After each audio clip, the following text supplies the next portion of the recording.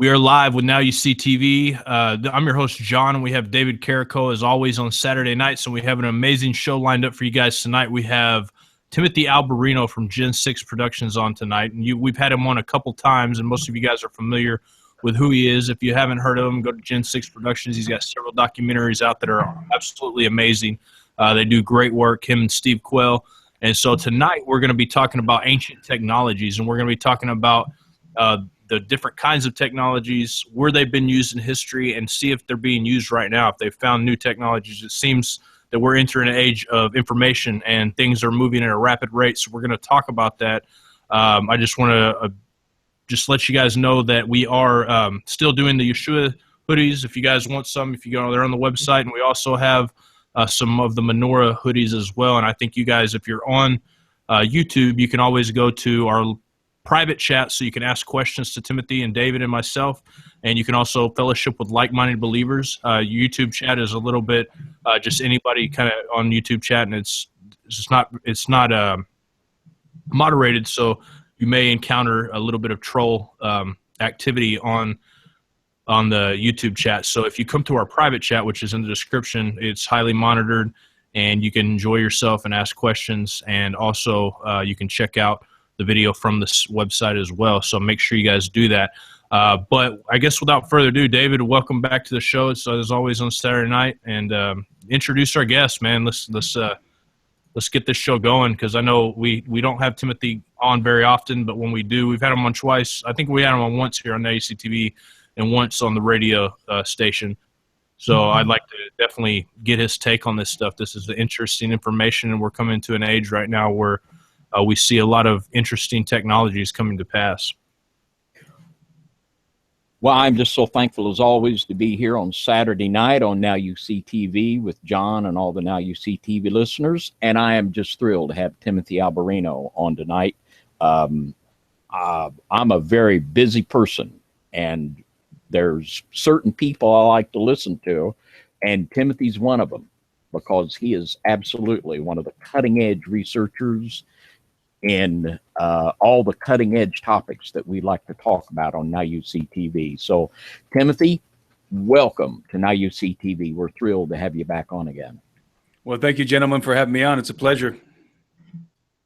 And our subject tonight is ancient technologies. And when we talk about ancient technologies, it always dovetails in with modern technologies. And I would just like to ask you a little bit about something I know you know a lot about, is the DUMBs, these huge underground facilities that we have all over our nation that very few people know about, and how this ties in with the past and ancient technology.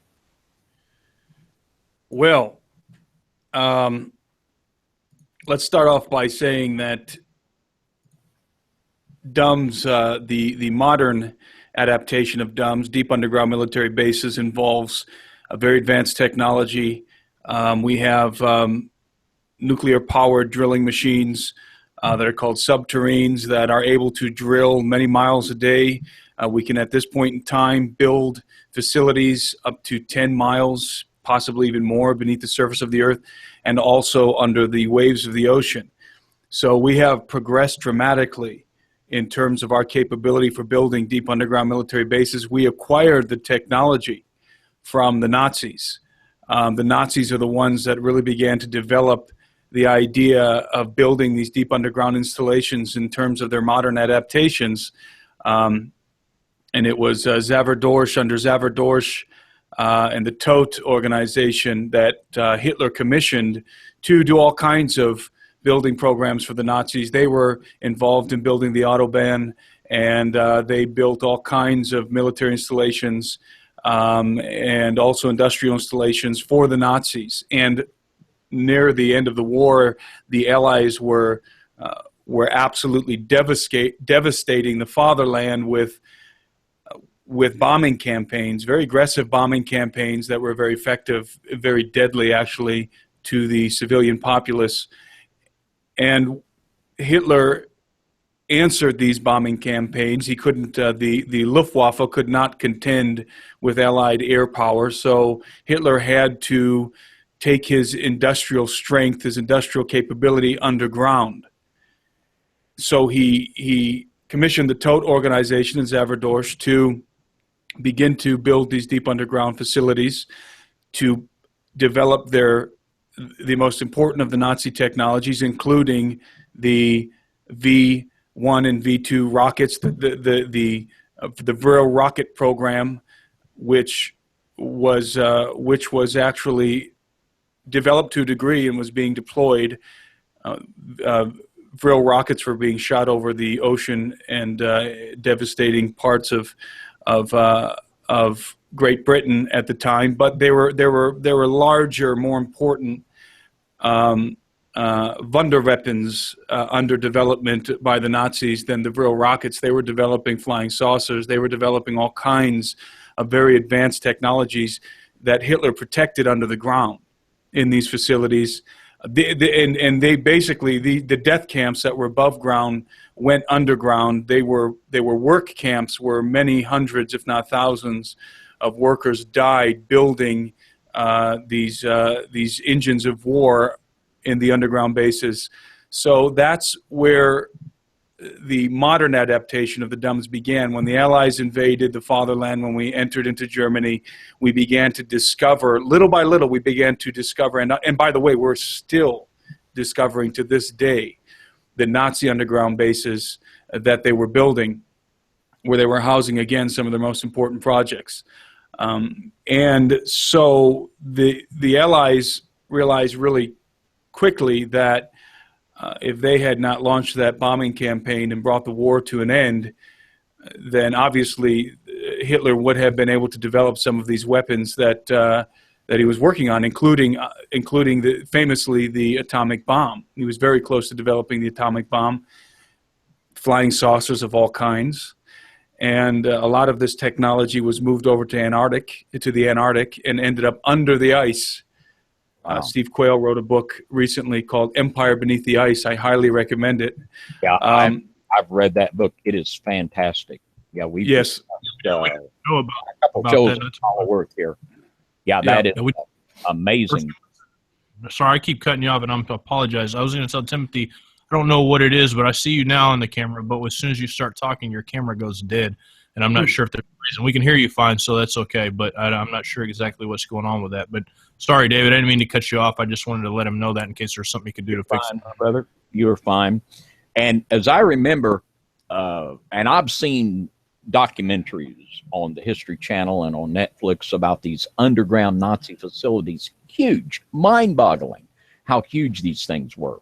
And in the hierarchy, I can't remember the general's name. You might know it, but he was in charge of building all of the underground Nazi bases. And Werner von Braun answered to this man, and this man answered to Hitler, and that general was one of the ones they never found. And it's just highly probable that the guy that was over all of these underground facilities, the construction of them, and they just used the Jewish workers as human sacrifices, that he very well ended up in Antarctica. And it's amazing to me how quickly they built these things, even after they were losing so much to the Allied aircraft. They built them so quick. Do you think it's even feasible that they had a little help from the other side in doing some of the amazing things that they did? Well, that question opens a can of worms. First of all, the Allies, we launched, specifically the United States launched Project Paperclip. As soon as we discovered what the Germans had, we realized that the Germans were developing advanced weapons of war, that they had technology that we didn't even know existed. We were very fortunate to end the war when we did, because if it would have lingered on another couple of years, the Nazis would have won. Hands down, the Nazis would have won World War II.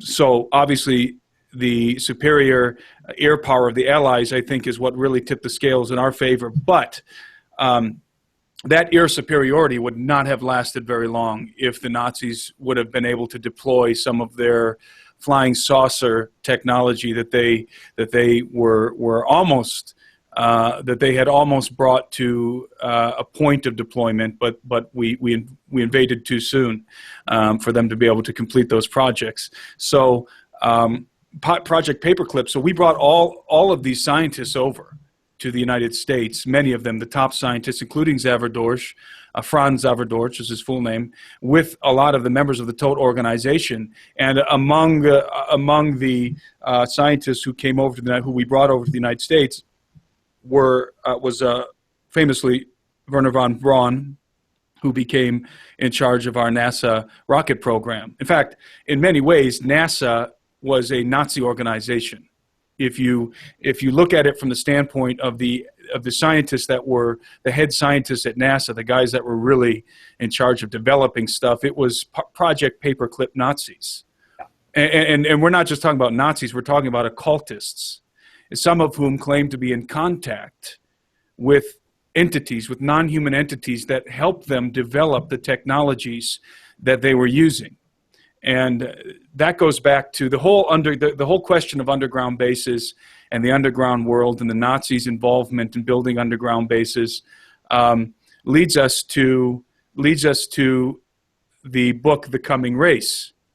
That was, if we go back far enough, we encounter a lot of occultism happening before World War II, definitely before World War I, actually.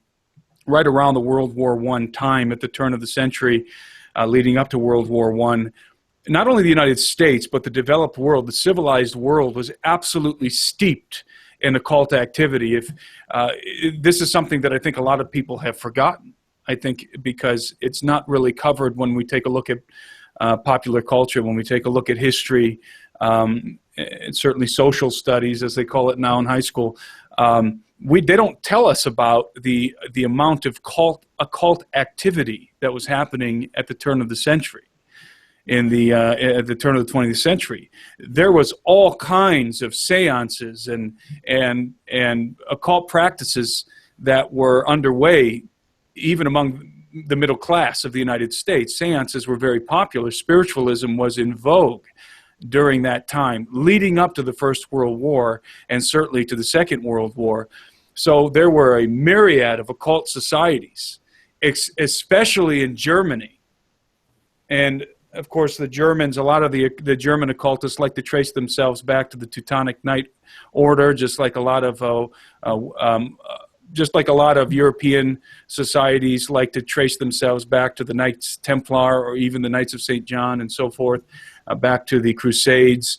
And so there was a very potent form of occult nationalism in Germany, in which very high-ranking members of society, and later to become high-ranking members and leading members of the Nazi Party, were involved in sex magic, were involved in Crowleyan-type sex magic. Of course, Aleister Crowley was a contemporary of Adolf Hitler, and during that particular time in history, the activity of the spiritualists was off the chart. So you had mediums, you had these sorcerers, for lack of a better term, that were conjuring demons, that were automatic writing messages that were coming from elsewhere, that were coming from the ether, that were coming from other planets. And these women were very intimately involved in the Third Reich, in the birth of the Third Reich, I should say, in the Vril Society, in the Thule Society, or the Thule Society.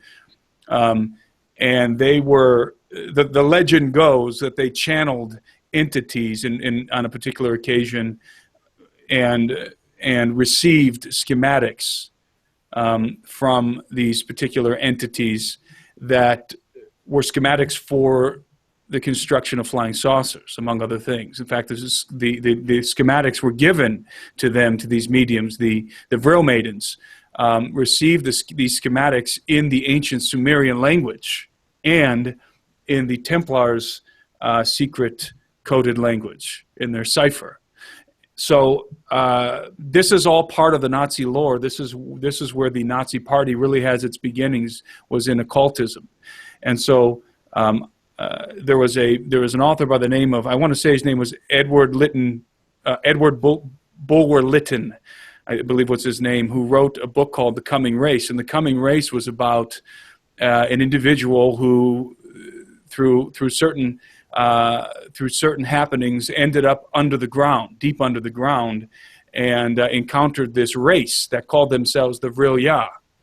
And the Vril-Ya were a human-like race, but they were far more intelligent than human beings. They could communicate telepathically.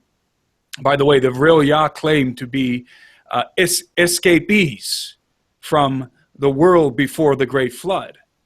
They were able to survive by going under the ground, which I find very provocative. Yeah. But these entities, this individual who went down this shaft and found himself in this underground realm, was shown their technology, was taught their society and the way they live, and this was a very popular book among occultists. In fact, Helena Blavatsky, Madame Blavatsky, who was one of the most influential occultists of the 19th century, believed, among other occultists, that the story that is related in The Coming Race was true, was a true account, or at least was laced with details that were accurate, that were based in reality. In other words, she believed, among the leading occultists, probably very likely Aleister Crowley as well, that there is an advanced ancient civilization living under the ground in the caverns of the earth.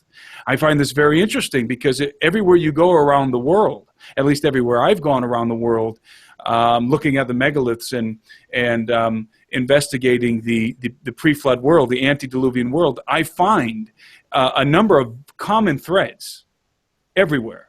And some of those common threads are, for one thing, the Vatican. The Vatican is always present. There is always a Vatican presence where you find very anomalous ancient things such as the megaliths, but then also the presence of vast underground caverns and all kinds of lore, all kinds of mythology related to those caverns and entities that exist in those caverns. And in fact, in our second film in The Unholy See, we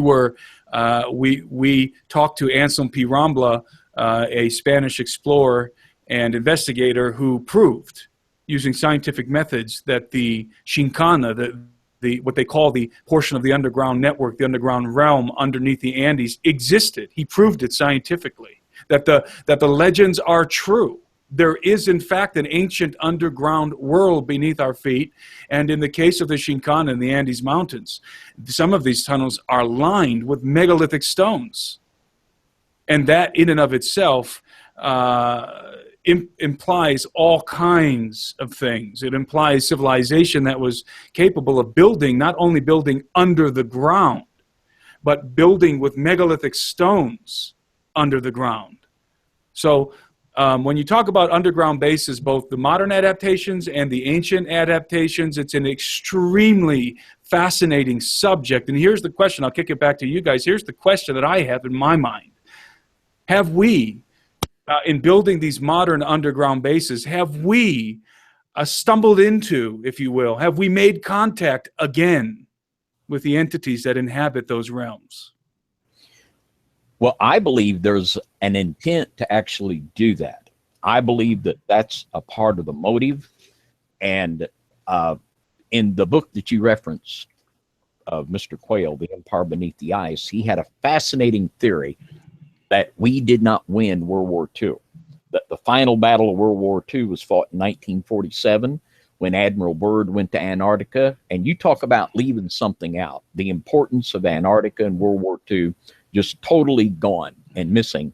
But his theory was that we lost the final battle of World War II and that there was a treaty made for us to stay away from the Nazis, that there was a sharing of technology.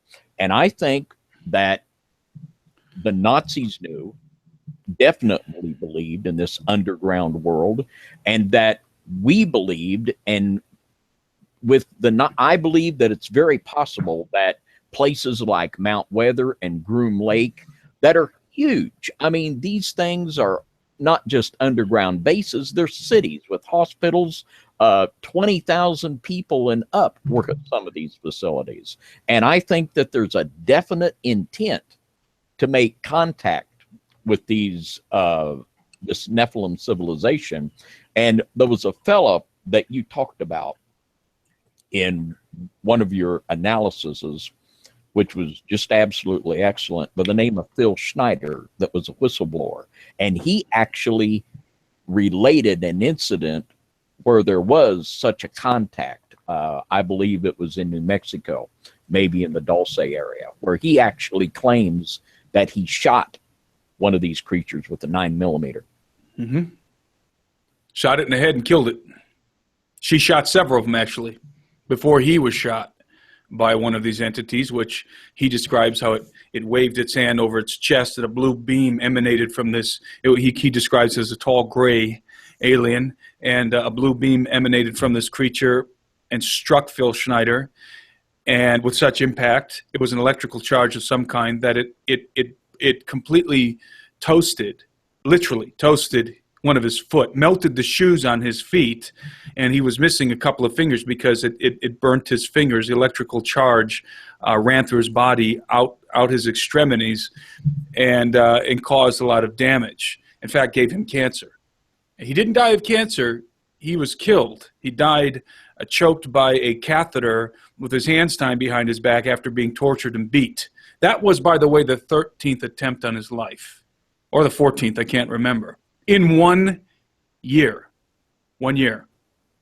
And he was a whistleblower of, he worked on the underground bases.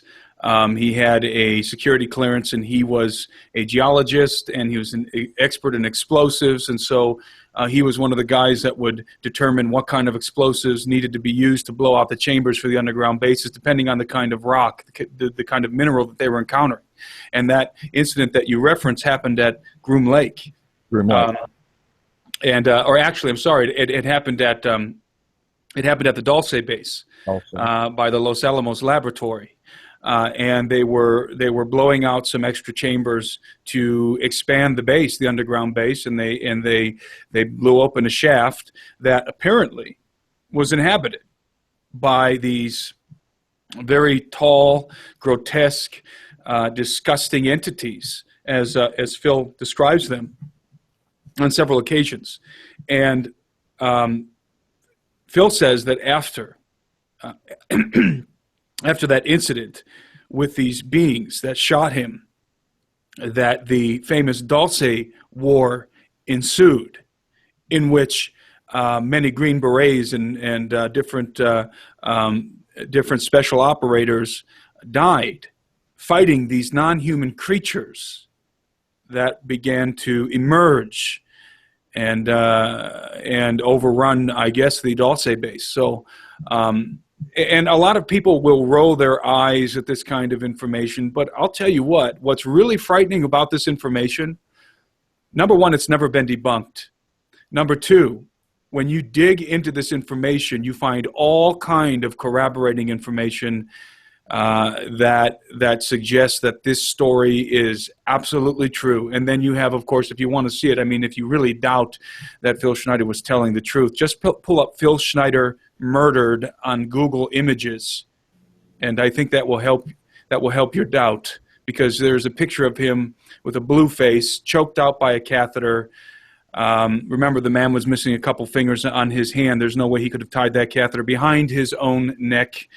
And so obviously somebody killed him. They wanted him dead after a year on a lecture circuit, multiple attempts on his life. This is very serious stuff that we're talking about when dealing with underground bases and the kind of activity. By the way, at this point, there are rumored to be, and I believe it to be true, there are what they call joint human-alien bases, where we are actually interacting with some of these entities, and they are sharing technology with us under certain agreements. I'll tell you an interesting. I got a picture pulled up here. This is one at the Yucca Mountains. Interesting story I heard from William Schnoblin, actually, and he's one of our friends. We've had him on several times. Underneath a Mormon temple, he claimed that there was one of these dumbs that are inhabited by reptilians, that they were working together with human. And I, you know, obviously that's a wild story to think about, but when you see all the different evidences that yourself and Steve Quayle and people like that, people like the guy you're just talking about, have come forward. And then he was talking about this years ago. I mean, this was like, I remember hearing something about this like 7-8 years ago from William. It's interesting stuff. And you see these massive multi-million-dollar tunnels out in the middle of nowhere like this. There's definitely something going on. It's so interesting to me. We were asking about different technologies. Do we think that they found certain technologies or made contact with these entities? I think that I really do. And if you look at the antediluvian world, right, when Nimrod kind of picked up, that was one of the main goals. They were looking for these volts of Enoch. They were looking for these volts of information. I believe it's 7 volts. Correct me if I'm wrong. I can't remember. But we have a show coming up on not we have a show. There's a show called The Curse of Oak Island, and they're on this massive search for this Templar place, these underground tunnels that they found in this Oak Island, and looking for information. And we have all these different scrolls that have been found, and I think that they're gathering all these things. Also, Hitler was gathering these relics, gathering these tablets, gathering everything that he could gather together for a reason. And I think that the Bible talks about the Antichrist being able to understand dark sentences. I think that they're bringing all this together for a specific purpose, and I think that every time they find something, I don't know if they hid it over the years and they're just now finding some of this, or once some of the organizations went underground because of persecution, they hid a lot of these things and they're looking for them. I don't know exactly what to make of it, but it's so interesting. I just want to make that comment, and sorry about that, David. I didn't mean to interrupt you. You're fine, John. No, you're fine. That is absolutely spot on. And the photo that Timothy mentioned of Mr. Schneider, it's horrific. I mean, if you just look at that photo, this man was horrifically tortured. I mean, horrifically tortured. Just to look at that body, it's disturbing to look at it. And you do not choke yourself to death with a catheter with your hands tied behind your back. I mean, no one in their sane mind is going to believe that. And missing a couple of fingers. Yeah, and Bill Cooper is another one. Bill Cooper years ago was talking about this stuff, and he wound up dead. And I think the Mormons, they're just taking a clue from the Catholics, because as you have so well brought out in The Unholy See and the other documentary, that from the beginning, Catholicism all over the world has been building their churches over top of these underground ancient facilities. And I think they did it with a definite knowledge that they were wanting. And now this is just what the Vatican, a lot of what Tom Horn has brought out, that they're talking openly about making contact with the ETs. And I think that they very well know that the ETs are underneath us instead of out there. And it's just amazing. And one of the things that just really troubles me is an amazing statistic. There are 800,000 children reported missing every year under the age of 18 in the United States. And of all the people missing in the United States in a year, 500,000 a year don't turn up. 500,000 people every year in the United States vanish. And I have to believe that a lot of these people are turning up for some very bad reasons in these underground facilities, because they're just huge. Right here in America, there are 5 and 10-story buildings in some of these places. They're cities. It's just amazing. That's right. And think about this. I believe at this point we have the technology to clone a human being to adulthood. And if that's the case, which again, I believe it is, we could be looking at generations of human beings that have lived and died in abject slavery beneath our feet, who were bred to be slaves of the elite. And that's just one of the contingencies. I mean, you talk about these children disappearing. Obviously, we know, and it's coming to slowly beginning to leak into the public sphere. The pedophilia ring that exists and that penetrates into every echelon of society, especially the upper echelons of society, dealing with the politics, dealing with the clergymen at the Vatican, dealing with even the leaders of the different denominations, certainly the leaders of the Mormon Church, some of the, probably very likely, some of the evangelical preachers on television are involved in these pedophile rings. I mean, there are, these children are being taken, and the most disgusting, nightmarish things are happening to them. And I have 4 boys. I have 4 young boys. And there's nothing that disgusts me more, nothing that horrifies me more than the thought of little boys and girls being taken, abducted by these psychopathic, demonized individuals, to be both used as sex slaves and in some cases maybe even fed as food to certain kinds of things beneath the ground. It is absolutely appalling. I can only imagine, I imagine in my mind the bowls of wrath filling. Oh, boy. In heaven over this kind of stuff. And remember in the book of Revelations that they flee into the mountains and beg the mountains to fall and hide them from the wrath of God, because they are shoring it up. They are storing up for themselves wrath unimaginable for what they're doing on the earth at this point in time. I think that the wickedness that is happening on this planet at this very moment is beyond what any of us can imagine. It's beyond the darkest movie, the most horrific movie that we've ever seen. And it is becoming, what's happening is it's becoming just like it was on the earth in the days before those bowls of wrath that were stored up in the pre-flood world were poured out on the earth, and all life was destroyed except for Noah and his family and the animals that were present on the ark. That's what's happening right now. I don't know. I couldn't tell you if we're in the end times, or I don't know. But I can tell you one thing. Those bowls are filling. Amen. Sir, there's no doubt about it. We're doing a show about Pizzagate on Monday with a few other people. You're welcome to join us if you want for a roundtable. But you're right, this pedophilia ring that's busting out, this stuff's been going on for a long time, but it's just now being exposed. It's disgusting, man. And I have 2 young boys myself. I have a 3-year-old and a 5-year-old, and just the thought of this kind of stuff is just so horrifying. And I grew up in South Texas, and people were kidnapped all the time, of course, by Mexican mafia and stuff like that. But this was happening to people, and they were talking about the connection between that and the Haitian trafficking going on. What have you heard anything about that? I know that the sex trafficking ring that exists on this planet at this point in time is probably a much larger organization than the drug trafficking ring. And that's a scary thought.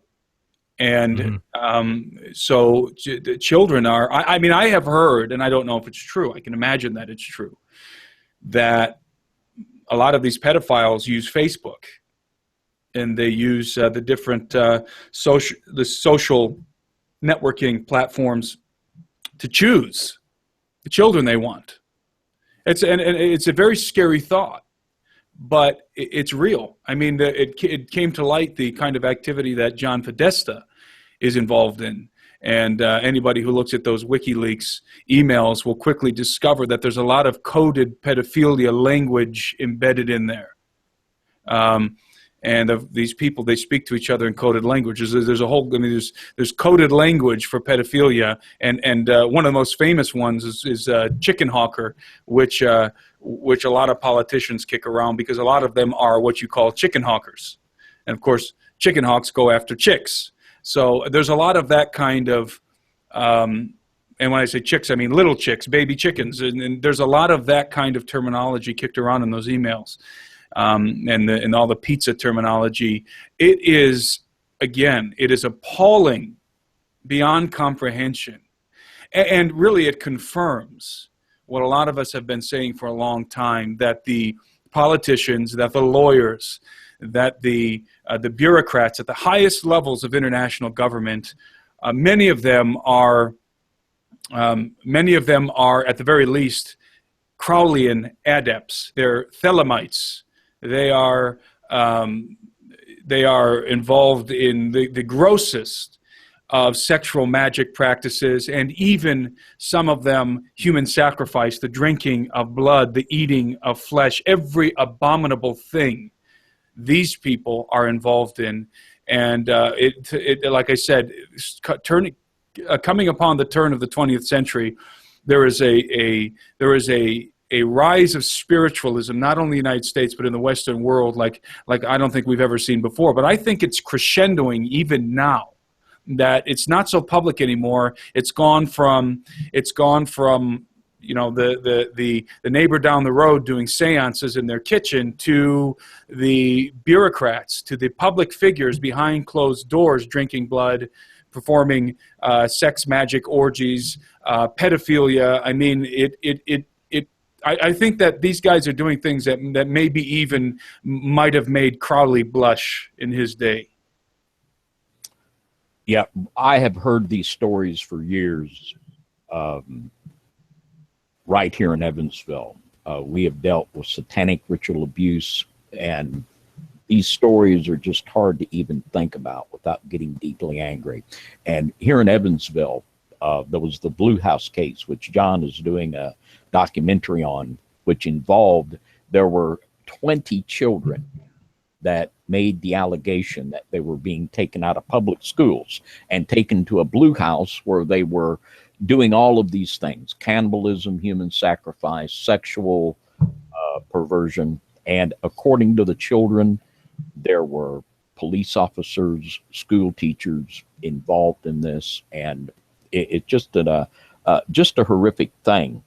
But I have to believe that many of these children are turning up in these underground facilities for all of these reasons. It's just absolutely hard to think about.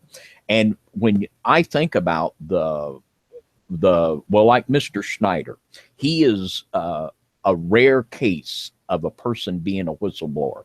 And when you've got people like at Area 51, you've got thousands of people working there. To keep that level of secrecy, it's got to operate like a secret society. The whole underground America has got to be the largest secret society on earth. I agree. I think these people, they're bound, by the way, in these secret societies. They take oaths that involve inviting demonic spirits into their bodies. They take oaths that involve giving these entities leave, permission to destroy them, to kill them, to torment them if they should break their word and expose the society. That really is the only way. I think you're absolutely right, David, that you can keep the lid on this kind of thing. There have to be some very frightening consequences for people who, beyond death, by the way, for people who come out and blow the lid on this thing. That's why I think that Donald Trump is in such a precarious situation right now, because he's not just dealing with crooked Hillary. He is dealing with a cult, a society, a darkness that I don't even think that he can even begin to realize the depth of the darkness that he's dealing with when he talks about draining the swamp. I mean, when you talk about draining the swamp of Washington, for example, it goes far beyond getting rid of political hacks. The roots of occultism in Washington, D.C. are so deep and are protected at all costs. I mean, just think about how vehemently they protect, how diligently they protect the sex ring that goes around in Washington involving adults, consenting adults. I forget the madam that came out. I forget her name, but she ended up dead. Remember, she killed herself, allegedly, when she was going to come out and start to name names of the people who were involved in that sex ring at Washington, D.C. That's not even pedophilia. That wasn't even the depths of it. That was the very surface level situation, and they killed her before she could drop any names of any significance.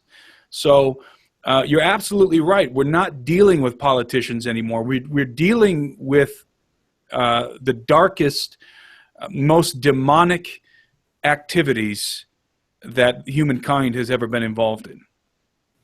Yeah, and John DeCamp wrote a book called The Nebraska Cover-Up. He did a great job years ago bringing out the connection between the pedophile rings and the politicians, and I believe that's why Manuel Noriega wound up in a American prison, because he was known to throw the parties for the American politicians down there in Panama, where they would be able to have their children.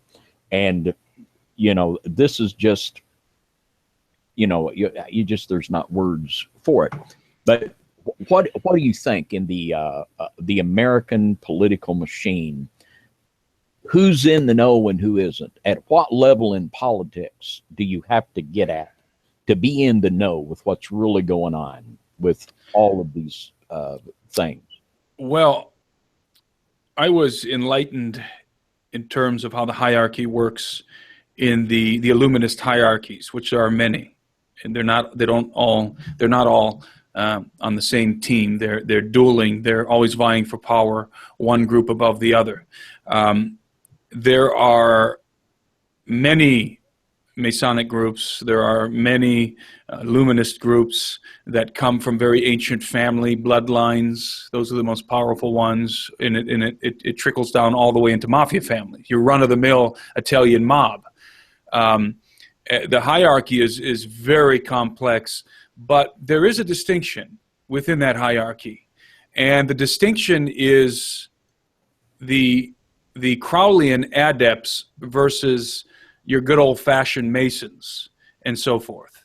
And it's the Crowleyan adepts that are the really abominable bad ones that even high-level Masons and high-level Illuminists are afraid of and are disgusted by.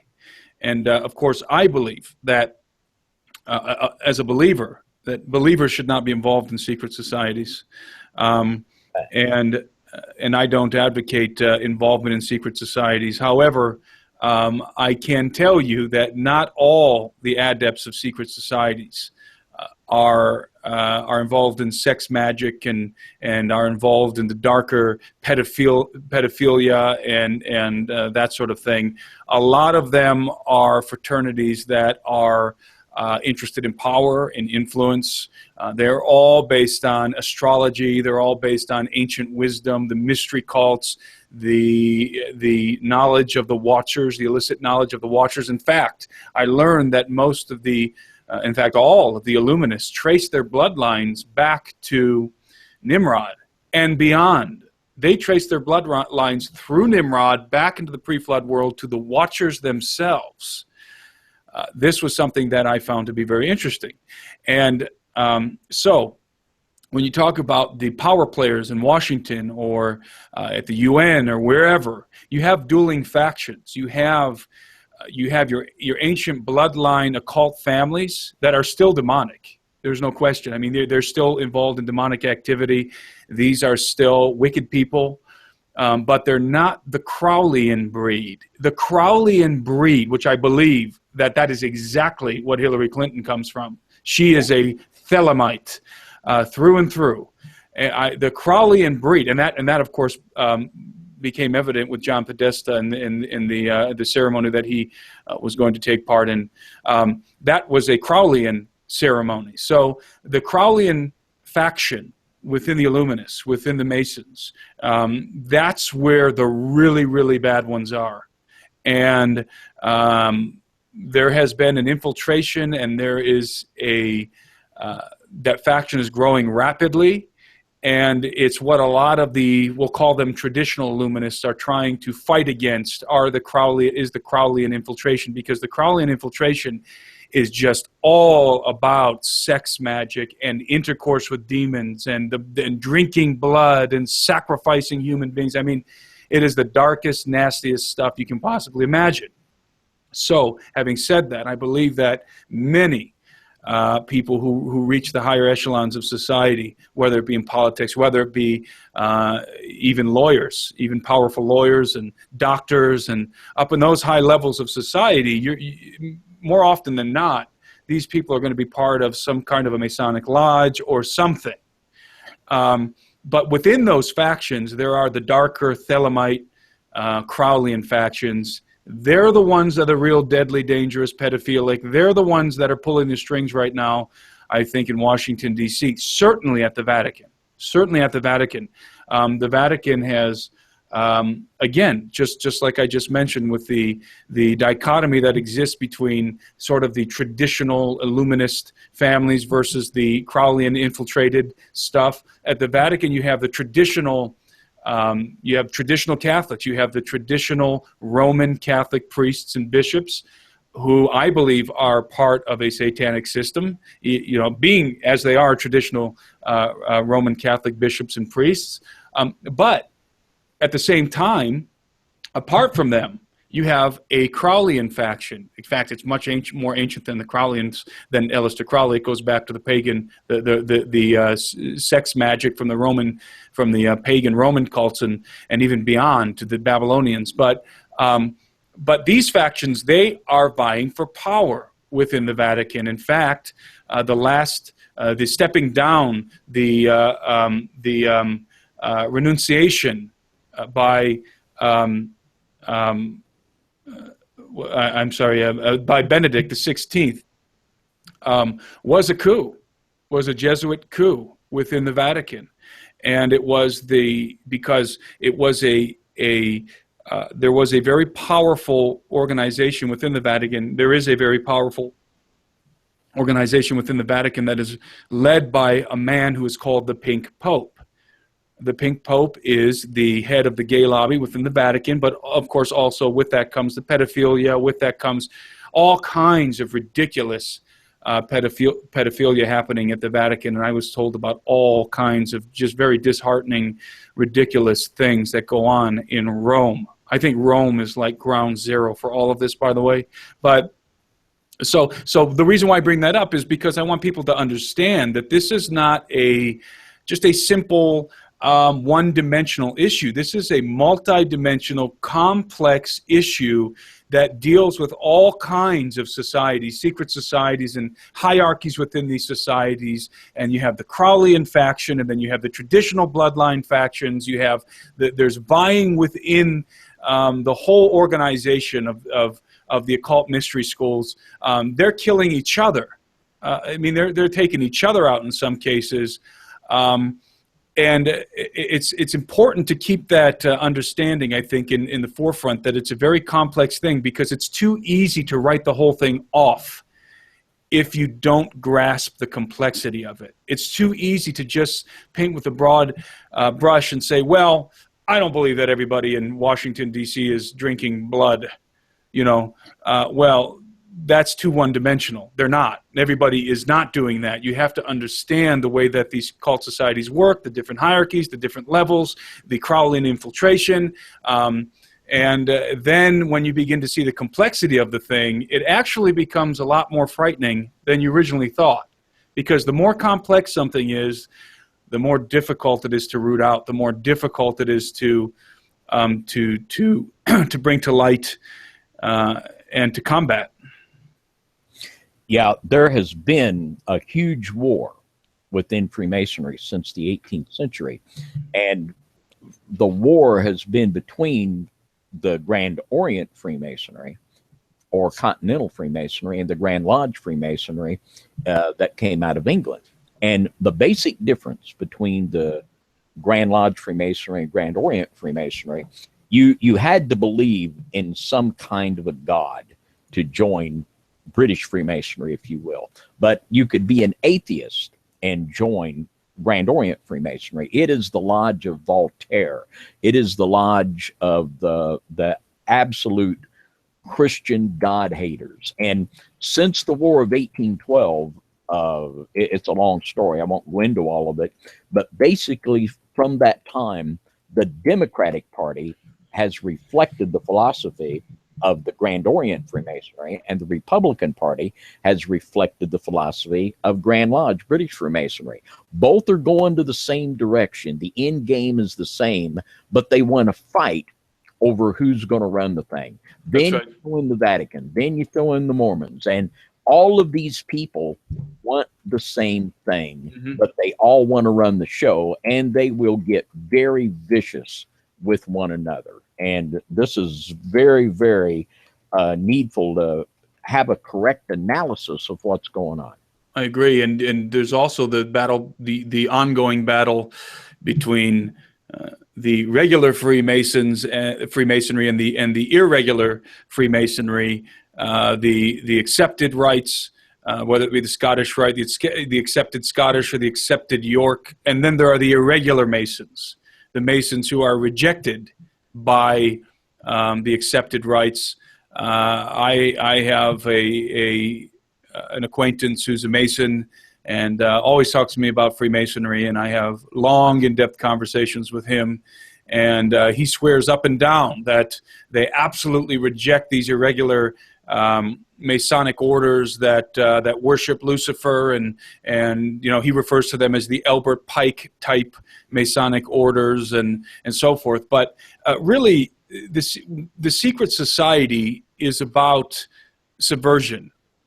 It's about control. It's about acquiring knowledge and power and doing it through fraternity of individuals. There are very, very weak, irrelevant Masonic lodges, very irrelevant, weak Masonic lodges that are not pulling any strings of power, believe me. I mean, they have a hard time organizing events in small towns. But then, depending on which lodge you're dealing with, there are extremely powerful lodges that are pulling the strings of international policy and influencing kings. So again, it's healthy to see things from a multidimensional perspective, to have an understanding of the perplexity and the complexity that we're dealing with when we talk about secret societies, and certainly the complexity that we're dealing with when we talk about angels and demons and the princes and powers of darkness. I mean, it does not help, especially in this day and age, to be locked into one-dimensional mindset when it comes to these things. So thank you, David, for bringing clarification to that issue with the Masons. I hadn't known that. Yeah, and another thing that we've discovered, you mentioned these regular groups. We could talk about the Golden Dawn, the Ordo Templar Orientis, the Rosicrucians, Angelica, Comasonry. And these groups, well, just like the Golden Dawn, it began in a Masonic lodge hall in London. Its hierarchy has always been Masonic, the same with the OTO. You couldn't join these groups without being a Freemason in the beginning. Now they're recruiting more openly. But let's just say whatever town you want to go to, you could set up shop, and if you want to recruit out of that lodge, if the guy doesn't like what you're pitching him, he's sworn a death oath before he went in the door not to say what goes on there. That's right. And all you need, like this is what I believe was happening here in Evansville. Not everyone in that lodge would be approving of, certainly many would be outraged at the violation of young children. But all you need, if you're an officer in the lodge, or if you just know an officer to where you can use that lodge on a certain night, you can do what you want to do right there in the lodge hall. And it's very rarely that anyone has ever been prosecuted for a crime that's been committed on a Masonic facility. And this is why Freemasonry plays such a role globally. It is the coordinating factor where people of all religions, of all political persuasions, they can all meet around that Masonic altar. And within this secret society, within the secret societies, and I have no doubt this is how the whole underground stuff of the dumbs, it's all worked through this secret society concept. And there's been some very serious messages concerning this military stuff with Mr. Cooper and Mr. Schneider You get out of line, you're going to die, and you're going to die very badly. And they're probably more fortunate than the ones that were taken underground, never to be seen again. That's right. And to think about the consequences. yeah, in fact, the American Revolution was largely planned inside of Masonic lodges because of the secrecy, because of the fraternity, because those who entered that lodge were sworn to silence. You're exactly right. So these lodges lend themselves to the kind of subversive planning that's not always demonic and diabolical, but it's just the nature of the lodge. It's the nature of secret societies. They're secret. Their members are sworn to silence. It's the perfect place to hatch the kind of plans that you want to keep in the dark. It's just logical. And this is the antediluvian plan. This is how the mystery religion began with Nimrod and Semiramis. It's just the continuation of the antediluvian plan.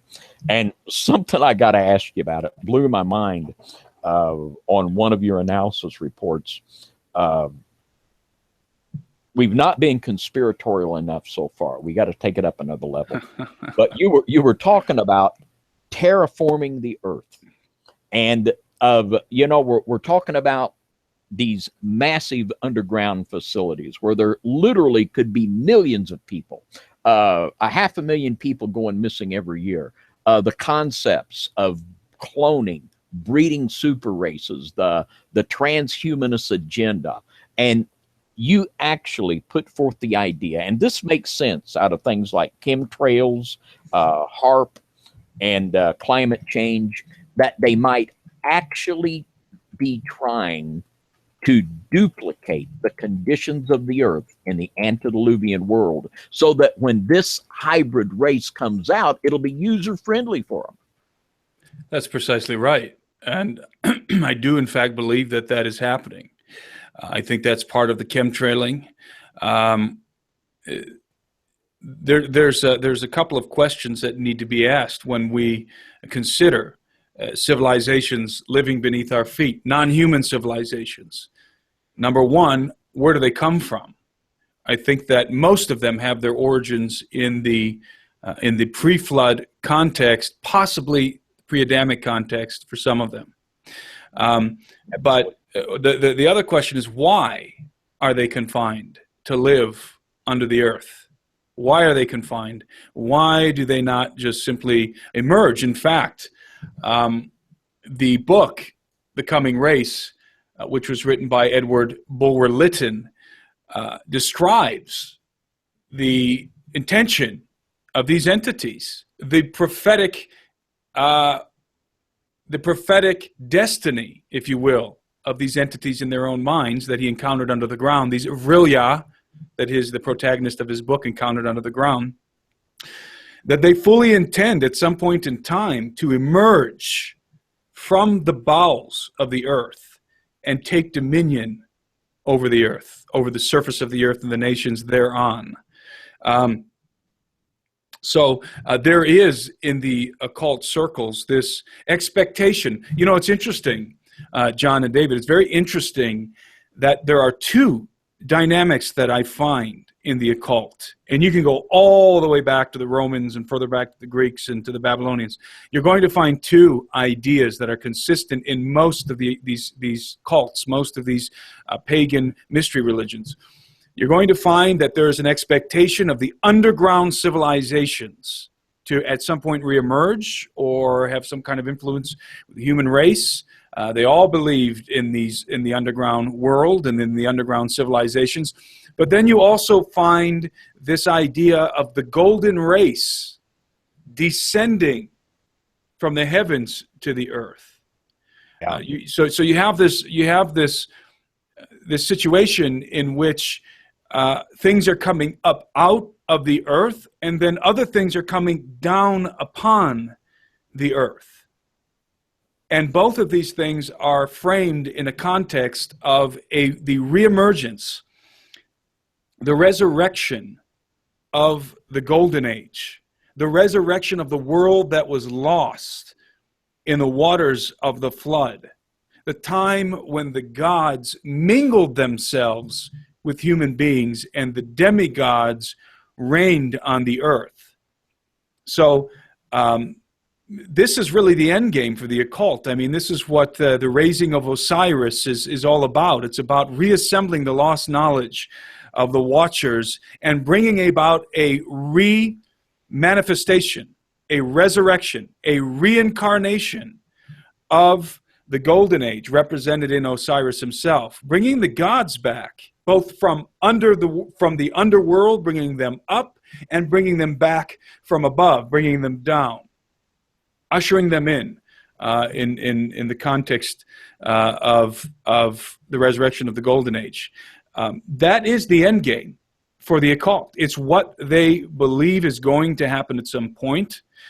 Basically, all of them, because they trace, again, the Illuminists trace their bloodlines, the families, the ancient families trace their bloodlines back to the Watchers. They believe that the Watchers were the good guys, that their job, that their divine role in the earth is to restore the age of the gods, where the gods commingle with men once again. And there's all kinds of clues in the Bible that this is in fact going to occur to a degree. And so when we think about the gods of the ancients as Christians, we immediately think about fallen angels, which is accurate. It's accurate, but it's not the whole story, because you have to think about the offspring of those angels also in the context of gods, in the context of demons. You have to think about the diverse, multifarious offspring of these entities. And we have to remember also that angels are very diverse in and of themselves. So there are a lot of things in play at this point in time that are converging. They have their roots in the world before the flood of Noah, whether that be the world between the creation of Adam to the death of Methuselah and the flood of Noah, or beyond, in the time before Adam walked in the garden. And again, all of these things are in play. Think about how grand creation is on the earth, just the earth. How grand, how massive, how complex creation is on this planet. Think about the jungles of the Amazon, the ice mountains of Antarctica, the forests of Siberia, the boundless forests of Siberia and China, and all the different kinds of species that inhabit the earth, and plants and life forms. The Bible says that this is just a shadow. All of this is just a shadow. What we're looking at is a silhouette of something far larger and far more complex than what we have here on the earth. So I have learned to allow the complexity of reality to shape the way that I think about the world, and that I think about the Bible, and that I think about pretty much everything that is of consequence.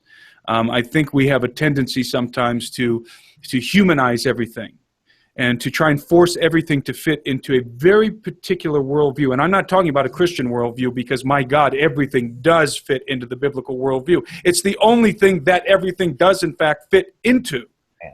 Amen. And so I encourage people to embrace the complexity and not try and simplify things to the point, to such a degree that we lose the context of what we're talking about. And that's why so many people have a hard time with the pre-flood world, or even considering a pre-Adamic dynamic. Amen. That's precisely what I'm talking about. I had a very interesting conversation with my neighbor, a good friend of mine, a good man, a believer, but never exposed to even pre-flood kind of stuff, giants, fallen angels, just the traditional seminary-taught believer. And I was trying to explain the pre-Adamic world, the idea, the possibility of a pre-Adamic dynamic. And try as I might, I just could not get this individual to grasp the idea that there was something happening before us. Amen. Amen. And so that's what I'm saying when I talk about embrace the complexity. We're not it. We're not the center of the universe. Jesus is the center of the universe. Everything is made through him and by him and for him. He is the apple of his Father's eye, and everything revolves around him. We are sons of God, but we're not the only sons of God, because there are these beings who are called Benai Elohim, the sons of God, back in the Old Testament, these angels, who, of course, the work of the cross does not apply to them, it applies to us. Amen. So we have a very unique position in creation, a very treasured position. I think a position that causes great envy and jealousy among the fallen hosts of heaven. And they hate us for it. So we're favored by God. We have this strange favor, the human race, by God, that must absolutely enrage these fallen entities that are a million times more capable in terms of both physical and mental prowess, looking at us like slugs on the earth. But yet here God sends his only begotten Son, his beloved Son, to die for us, to redeem us, not them, us. So the Bible is very complex. It is unfolding for us a situation that I think we're going to be continuing to understand for the rest of eternity. Absolutely. And I am so down with what you're saying about that. And as the listeners on Now You See TV know, I have had a lot to say about the gap fact in pre-Adamite civilizations.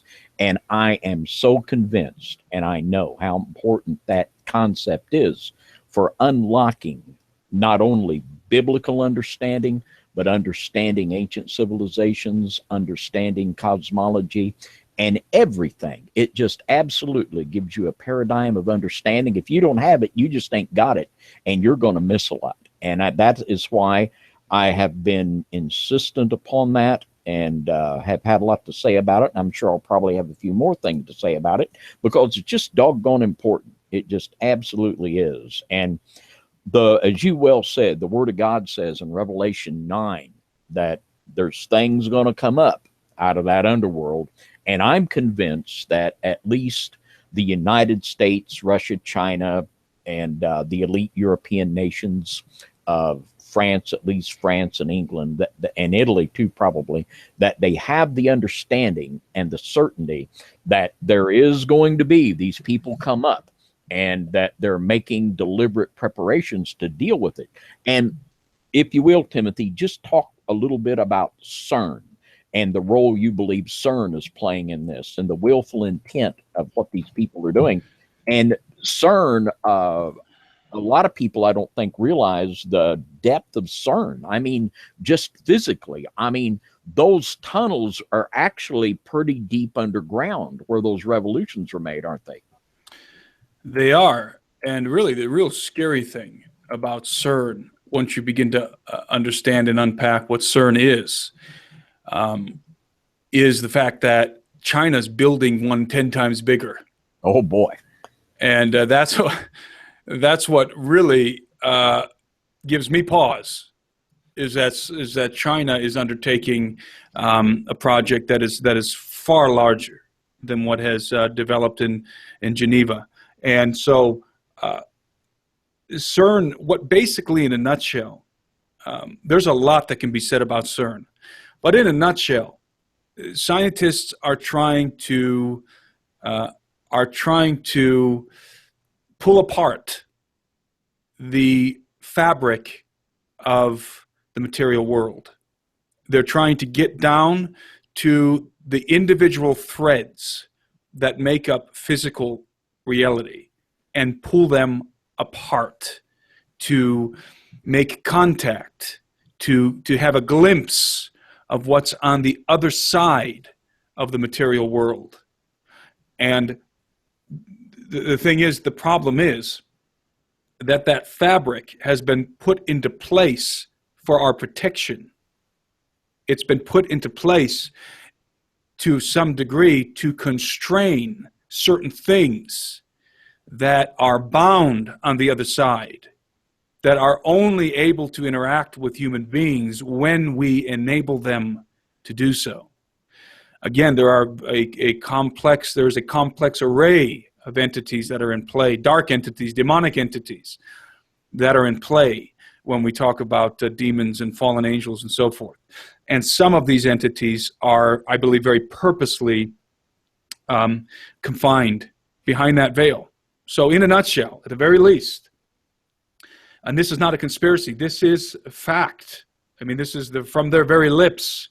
They want to know what the constituents of the material world are and how to pull them apart, how to dissect them in order to reach beyond the material world and to make contact with whatever is beyond the material world. And let me state again, that's not conspiracy. That is, I mean, they wouldn't say it exactly like I just said it, but that's what they mean. Yeah. And that is what they're doing.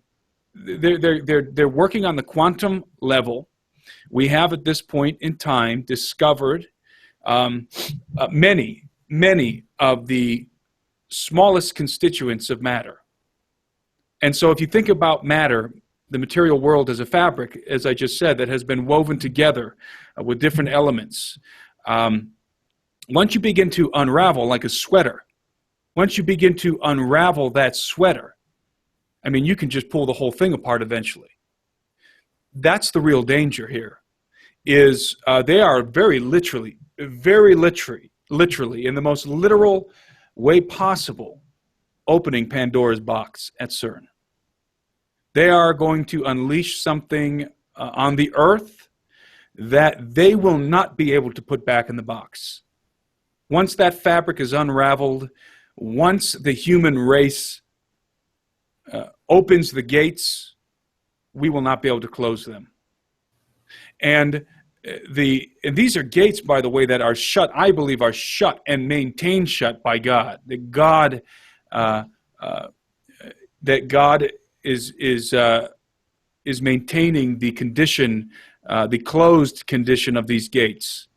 But human beings have authority on the earth. This is something I think that a lot of believers miss when they read the Bible, because the Bible tells us a dozen times that it is the children of men, the sons of men, that have authority on earth. The earth has been given to the sons of men, and the dominion given to the sons of men, not just to Christians, to the sons of men, to the human race. So when we start abdicating authority, when we start opening gates, bad things happen. And at the very least, CERN is doing that. And at the same time, as CERN is identifying these constituents, the smallest constituents that make up the material world, the base constituents, they're also developing weaponry, the likes of which are almost unimaginable. I mean, we're talking about explosive forces that are being discovered and are being harnessed. We know that CERN can create antimatter in very small quantities. So antimatter is very volatile. The nature of antimatter is volatile. And yet here we are creating it. And a host of other residual, let's say, explosive products that can be used in military applications are certainly, and if you don't think this is true, you are living in a dream world of lollipops and rainbows, because certainly the military-industrial complex, not only of the United States, but of China, especially China, of Russia, of the European Union, are already playing with some of the technologies that are coming as a result of the activities that are happening at CERN. And particle beam weapons, we're already using them. Particle beam weapons basically accelerate particles at near light speed at near the speed of light and basically hurl them at things.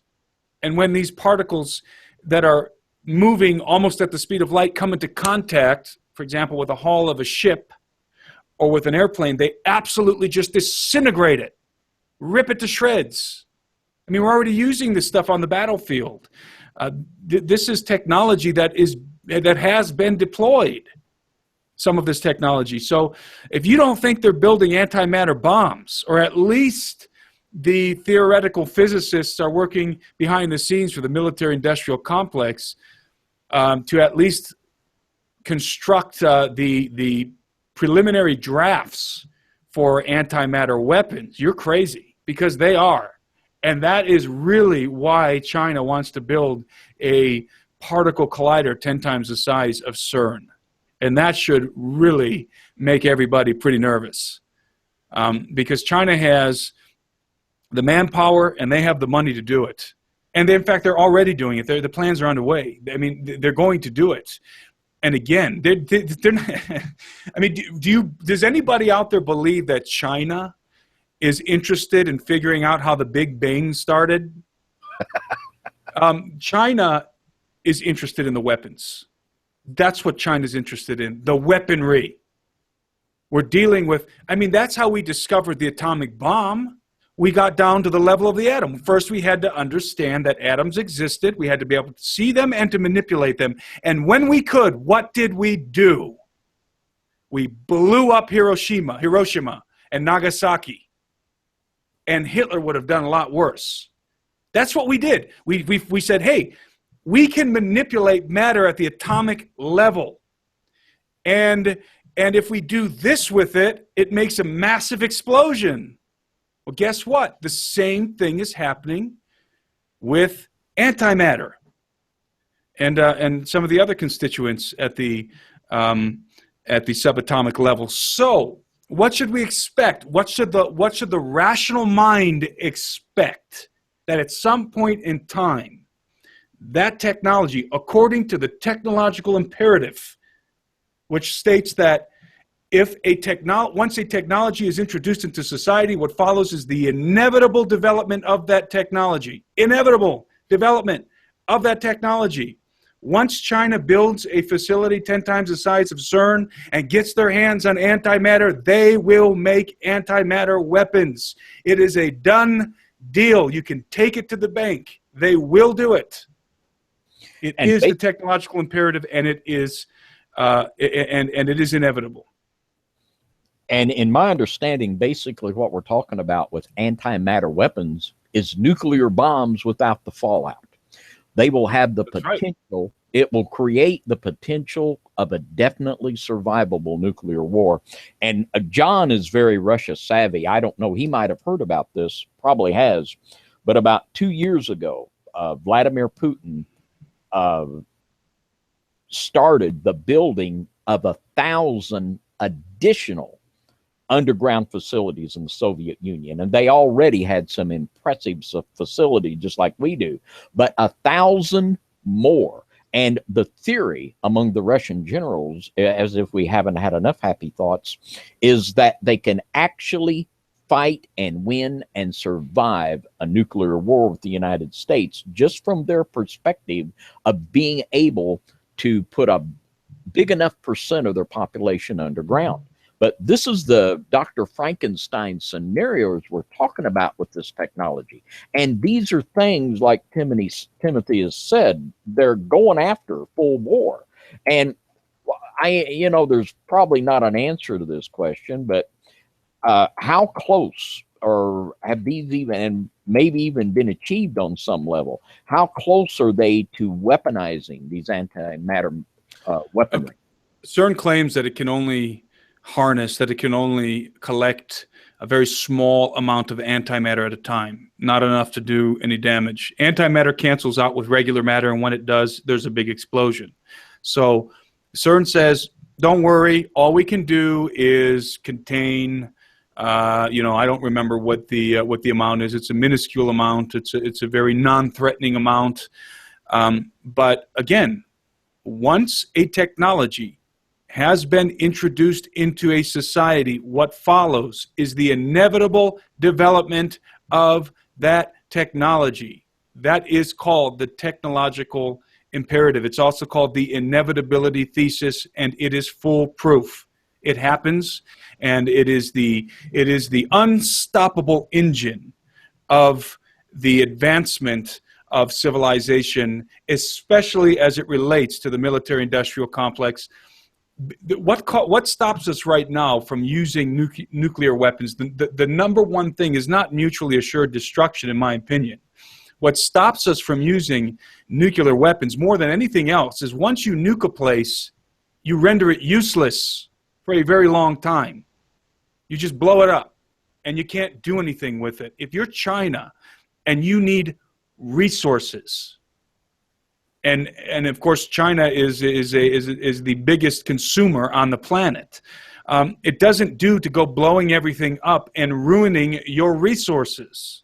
I mean, look at Japan with the Fukushima situation, and you know, that was a very small microcosm of the kind of scale that we're dealing with when we talk about antimatter, except antimatter doesn't have residual fallout. So now you can create a bomb that's like an atomic bomb and blow stuff up and then move in and occupy the natural resources and anything else. So really what it's going to do is if we get that far, it will take some time to develop this weaponry. But I'll tell you what, it didn't take long for us to discover the atom and then figure out how to make it blow up. Yeah. It didn't take us very long. It really didn't. So I think we did it within the span of 100 years. I mean, that's probably very generous. So it won't take long for us to figure out how to harness more antimatter. It won't take long for us to figure out how to deploy it in some kind of a weapon and start to blow things up. And we're already flying advanced technology in the skies all over the earth. I've seen it. Many people have seen it. I've seen it firsthand. I've talked about that a handful of times on radio programs. I mean, I know the stuff exists. You know, I didn't see some dot flying way up in the sky, and you know, and that's how I know it exists. I saw, 30 feet above 50 feet above my head, staring at something for an extended period of time as it descended over me. Absolute confirmation of the fact that the military is in possession of advanced technology that involves some kind of anti-gravitical force that renders propulsion, traditional propulsion, think about the way that we make things move. We blow things up. That's how we make things move. That's how that's how the engine in a car works. We create explosions, controlled explosions. That's like cavemen throwing stones at each other compared to what's out there now. I mean, the Hellfire missiles and these things that we see on CNN, and when we go in and we invade a country in the Middle East, and we see we're firing these missiles at ISIS. Those are toys compared to the technology that is resulting from the black budget projects over the last 80 years. Those are toys. We have all kinds of stuff already that we don't see deployed, because obviously if you deploy it on television, then everybody knows you have it. So that's why you don't see it deployed. It's a very simple concept. We don't use them in public view. But I think, remember that explosion that happened in China at the port? That huge explosion. I forget what port that was in. It was probably, 6 months ago or so. There was a massive explosion that just happened out of nowhere. I think there's some pretty good evidence that was some kind of a particle beam weapon that was being deployed from above that facility. I mean, there's stuff all the time. The earthquakes that are happening all over the place. You talked about the terraforming. We have the technologies to control the weather at this point in time to a limited degree. I mean, we are really in this thing deep. We are in thick, and we are not in alone. We have made a Faustian pact with non-human entities that have been giving us some of this technology, and going back to CERN, if you just look at it from the most rational view possible. If you wanted to deal with the most rational person in the world and say, okay, let's just boil CERN down to, let's eliminate all the conspiracy theories, you know, opening the gates of hell and all this kind of stuff. If you wanted to just be absolute, the most rational person you possibly could be, think in the most rational way that you could. There is no way that you as a rational person could deny that we are developing new weapons of war. There's no way you could deny it. We did it with the atomic bomb, and we will do it again with antimatter. There's no question about it. Guys, go ahead, David. I was just going to say, after you wrap this up, we're rounding the 11:30 mark, so we're at 1.5 hours right now. We have quite a few questions. So after you make your statement, I'm going to go ahead and start asking them. And, of course, Timothy, you know you're always welcome on Now You See TV anytime you'd like to come on, and we can definitely discuss further. But you guys go ahead and make a couple. Can we take a minute break? Yes, yeah, take a break. By all means, I understand. I just took a break myself. I had to go downstairs and get coffee and use the bathroom. So, all right, I'll be back in T-minus 2 minutes. All right, sounds good. Go ahead, David. I didn't want to interrupt you. I just wanted to go ahead and let that out there. And it doesn't seem like we've been going an hour and a half, but it's been going very, very quickly. Oh, my goodness. And I'm sure the audience is just bubbling with questions, as I am. I'm going to get the first one in. I got one more I want to ask Timothy, and we'll just so many things. But I just want to make the announcement that a big announcement for our ministry. We don't have Yeshua hoodies, but I am selling orange shirts. If you would like to get a FOJC orange shirt, you can call me. No, I'm kidding. You know, because if I better say I'm kidding, because I'm going to get phone calls and emails. You've gone materialistic. You're selling orange shirts. So no, I'm just kidding. I just thought, you know, we need to lighten it up here a little bit, but. Is it just like the one you're wearing? I mean, because if it is, count me. I'm telling you why. Put me down for double X. So Donna says it's my Great Pumpkin shirt. So there you go. But, yeah, it's just unbelievable. Have you ever heard of what Mr. Putin's initiative about 2 years ago, where they announced that they're going to build an additional 1,000 underground facilities, some kind of small, some quite large, and this is besides what they're not telling you about. Had you heard about that initiative, Mr. Putin? Yeah, I heard about that, and then in fact, they just recently tested them out. Less than I guess about a month ago, when we had bombed some of their Syrian forces over there. They had literally almost everybody in Russia had gone into underground bunkers at the time, preparing for nuclear war, because a lot of people have no idea how imminent that we were with a war with Russia at that point, and it could still happen. Anything could happen. Hopefully Trump takes on these people, and I think, like Timothy had said earlier, I don't think Trump really ever realized what kind of people he was dealing with till he gets in office. He won't see the kind of people that he's going to have to either rely on Yahweh for help and for guidance, or he's going to have to deal with that, because these are scary people, like we've been talking about the whole show. But Timothy's back if you want to go ahead and ask him your question. Okay, David. I ask one question, then I'm going to let the listeners ask Timothy question. But this is something that I heard you mention. I don't know how much you know about it, but I suspect you might know. But you mentioned in one of your analysis reports Tesla's concept of the electric universe. And I just wondered if you were able to share anything on Tesla's concept.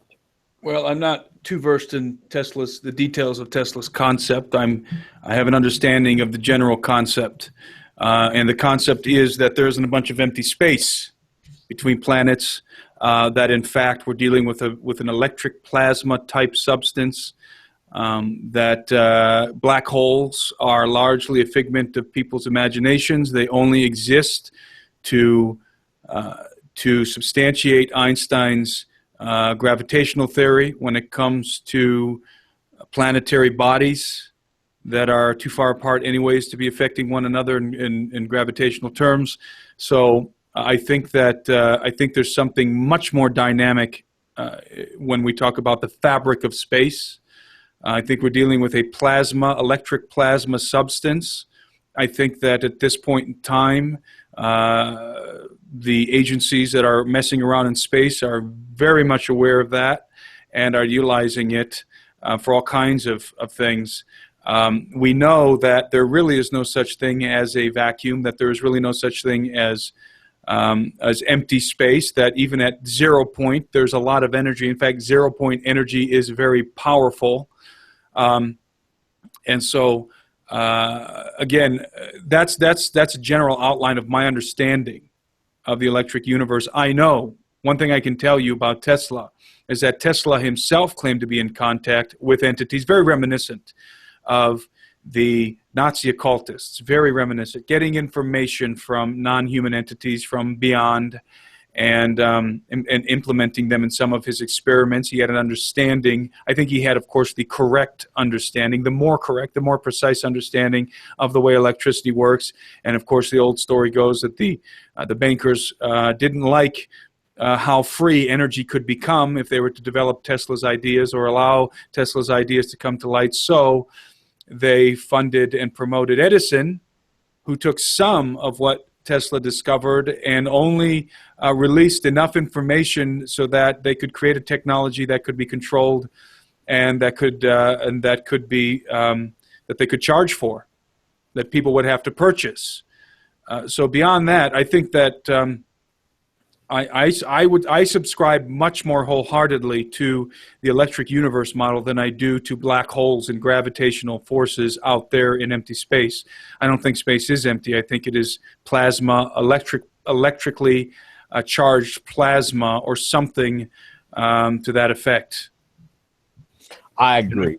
And that's a whole show just on those concepts. And I believe that the whole dark matter stuff is just a bunch of hooey. But anyway, John, take it away. Let's get can I say one thing really quick before I forget? I want to mention for people that might be interested, might have heard something about this. I'll mention it really quick. We are actually launching a True Legends VIP expedition and conference in Cusco, Peru. We here at Gen 6 Productions, Steve Quayle and myself and our crew are going to Cusco, Peru. It is a open to the public expedition and conference, but we are limiting it to 20 guests. It's going to happen on June the 11th through the 18th of next year, and we're going to be doing a conference. Steve Quayle, myself, and we're very excited to have Anselm P. Rambla is going to be joining us from Spain. We're bringing Anselm P. Rambla. If you don't know who he is, go check out our second film. Brilliant explorer and researcher. And we're going to be 6 days in Cusco. Me and Anselm are going to be giving guided tours around some of the most important megalithic sites, including Sacsayhuaman, Tambo Machai, Machu Picchu, Jantaytambo, the Coricancha, the megalithic foundations of Cusco. And by the way, this is a 5-star trip, which means that we're going to be staying in 5-star hotels and everything that goes along with that. So if you are interested, you can go to TrueLegendsTheSeries.com for more information. There's a link there that will take you to a registration page. Now, I will tell you in advance, the cost of this trip is high. It reflects the 5-star accommodations that we've booked. So it is limited to 20 guests, and we're about half booked now. So I wanted to make that announcement to your audience before I forgot. Yeah, it looks cool. I saw the promo video you did for that, and I'd love to go myself. Right now, we're taking on a new venture here at NYSTV, so I'm not going to have the money to go. But definitely, if you have the money for it, that would be an amazing trip. There's no doubt about it. So also, you're in post-production for a documentary coming out, and we're going to try to carry it here at NYSTV so that you guys can get a NYSTV special on the deal, and we'll have Timothy back on when it comes out. That's the goal anyway. We'll see how that works out. But interesting stuff coming on board with Timothy. And so we'll go ahead and ask some of these questions, and I'm going to see where we're at here. Hopefully I got them all. If I didn't get all your questions, feel free to ask them again. And some of them have already been answered, so I'm not going to go through all of them just because some of them are answered. Okay, so this is one. I haven't read it yet, so I'm going to go ahead and ask it. How do you enter the DUMBs? Are the interests all the same? What are the side effects and symptoms that you're close or what are the side effects and symptoms when you're close to the entrance? Is that a question to me? Whoever knows, I don't know about this. I would say that there are multiple entrances into the DUMBs. You have to understand that the DUMBs are connected. Now, let me say this: the modern DUMBs, because there's the ancient DUMBs and there's the modern ones. The modern DUMBs that we've built in the last 80 years are connected by magneto-leviton trains, which run under the ground. They run in vacuum tubes. They run on about 3/4 of an inch electromagnetic pulse, or electromagnetic wave, I should say. And it's a monorail, and they can go from coast to coast in a half an hour under the surface of the ground, from New York to California in under half an hour. Actually, was the claim by the Rand Corporation back in the 70s. The Rand Corporation actually released a document in which they said that not only is this feasible to build these magneto-leviton trains, but the technology to build them already exists. And so the Rand Corporation was actually advocating or at least considering a public application for these trains, for these magneto-leviton trains. But in all probability, the military-industrial complex took the contract, built the trains, and the bases under the ground are connected via magneto-leviton trains that run in vacuum tubes.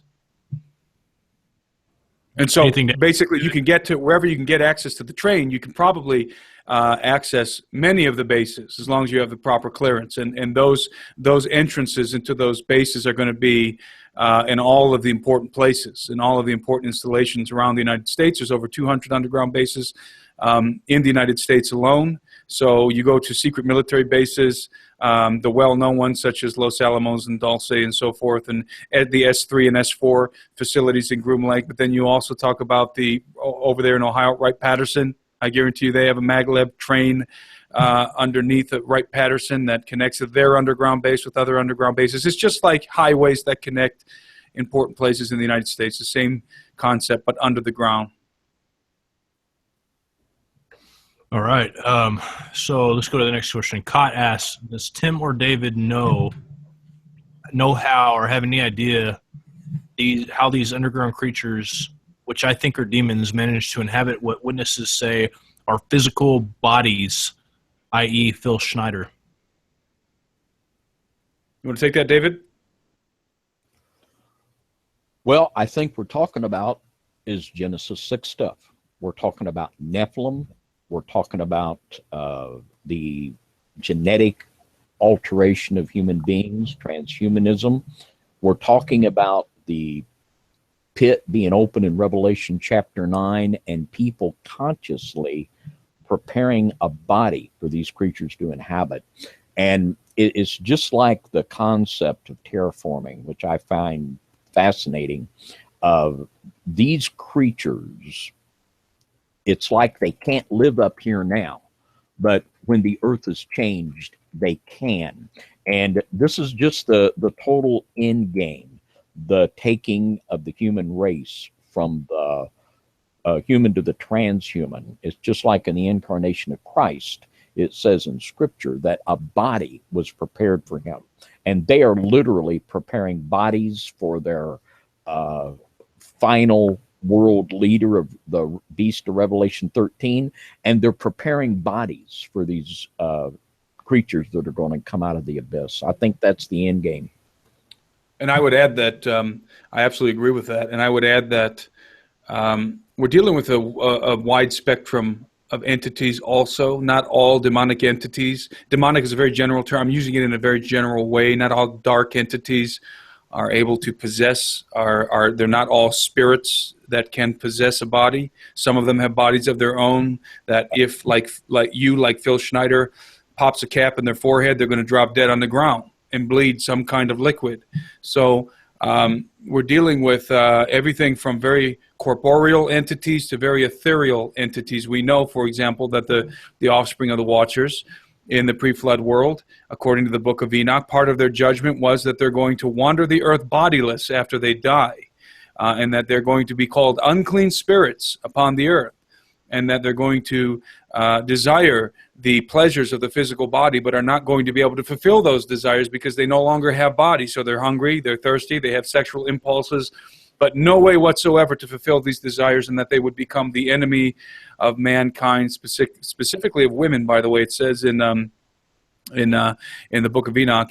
And these are, in fact, the very spirits that we encounter when the Son of God appears on the earth, and these entities come and they throw their hosts at the feet of Jesus, and they say, "Why have you come to judge us before the appointed time?" Because in the book of Enoch it states that there is an appointed time for their judgment. They would wander the earth bodiless until their appointed hour. And so these entities, they see the judge has arrived, and they knew that the time had not yet come. So these are the same entities, the disembodied spirits from the pre-flood world, the spirits of these hybrid entities that were resultant from the illicit procreation between fallen angels and women.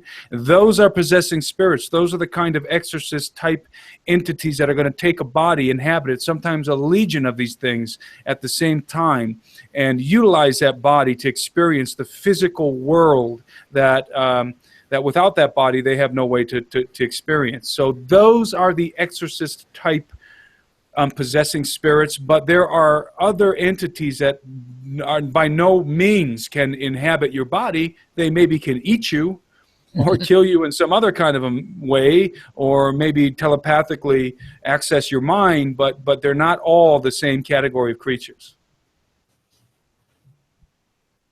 And one thing I would mention as well, in Enoch chapter 10, I believe it is, he states that Azazel and all these entities, these fallen entities that are chained, would be released in 70 generations. And if you think of a generation as 100 years or less, 70 times 100, we're rounding that mark between 6,000, 7,000 years. And I believe personally, this is my opinion, of course, I don't know, but I think they were released somewhere in the early 1900s according to the calculations that I've done on that. So I think that a lot of these entities literally are reptilian in nature and maybe having children underneath the ground once they've been released. And that's my take on it. What do you guys think about that? Is that very possible? I think it's very feasible. Okay. Just so I make sure I'm not way out there in left field, but that's where I'm kind of going off of. What do you think, David? Absolutely. And also another fascinating idea, and I'd have to go back to my notes to get just precisely right, but we were talking about this on the show that one of the shows Zen and I did together, and the genealogies of Cain, I think they go to 6 generations, and if you would do the math, if they were able to go underground and have the same lifespans that they did in the antediluvian world, that we would now coming to the end of the last of Cain's generations. So that just from so many concepts.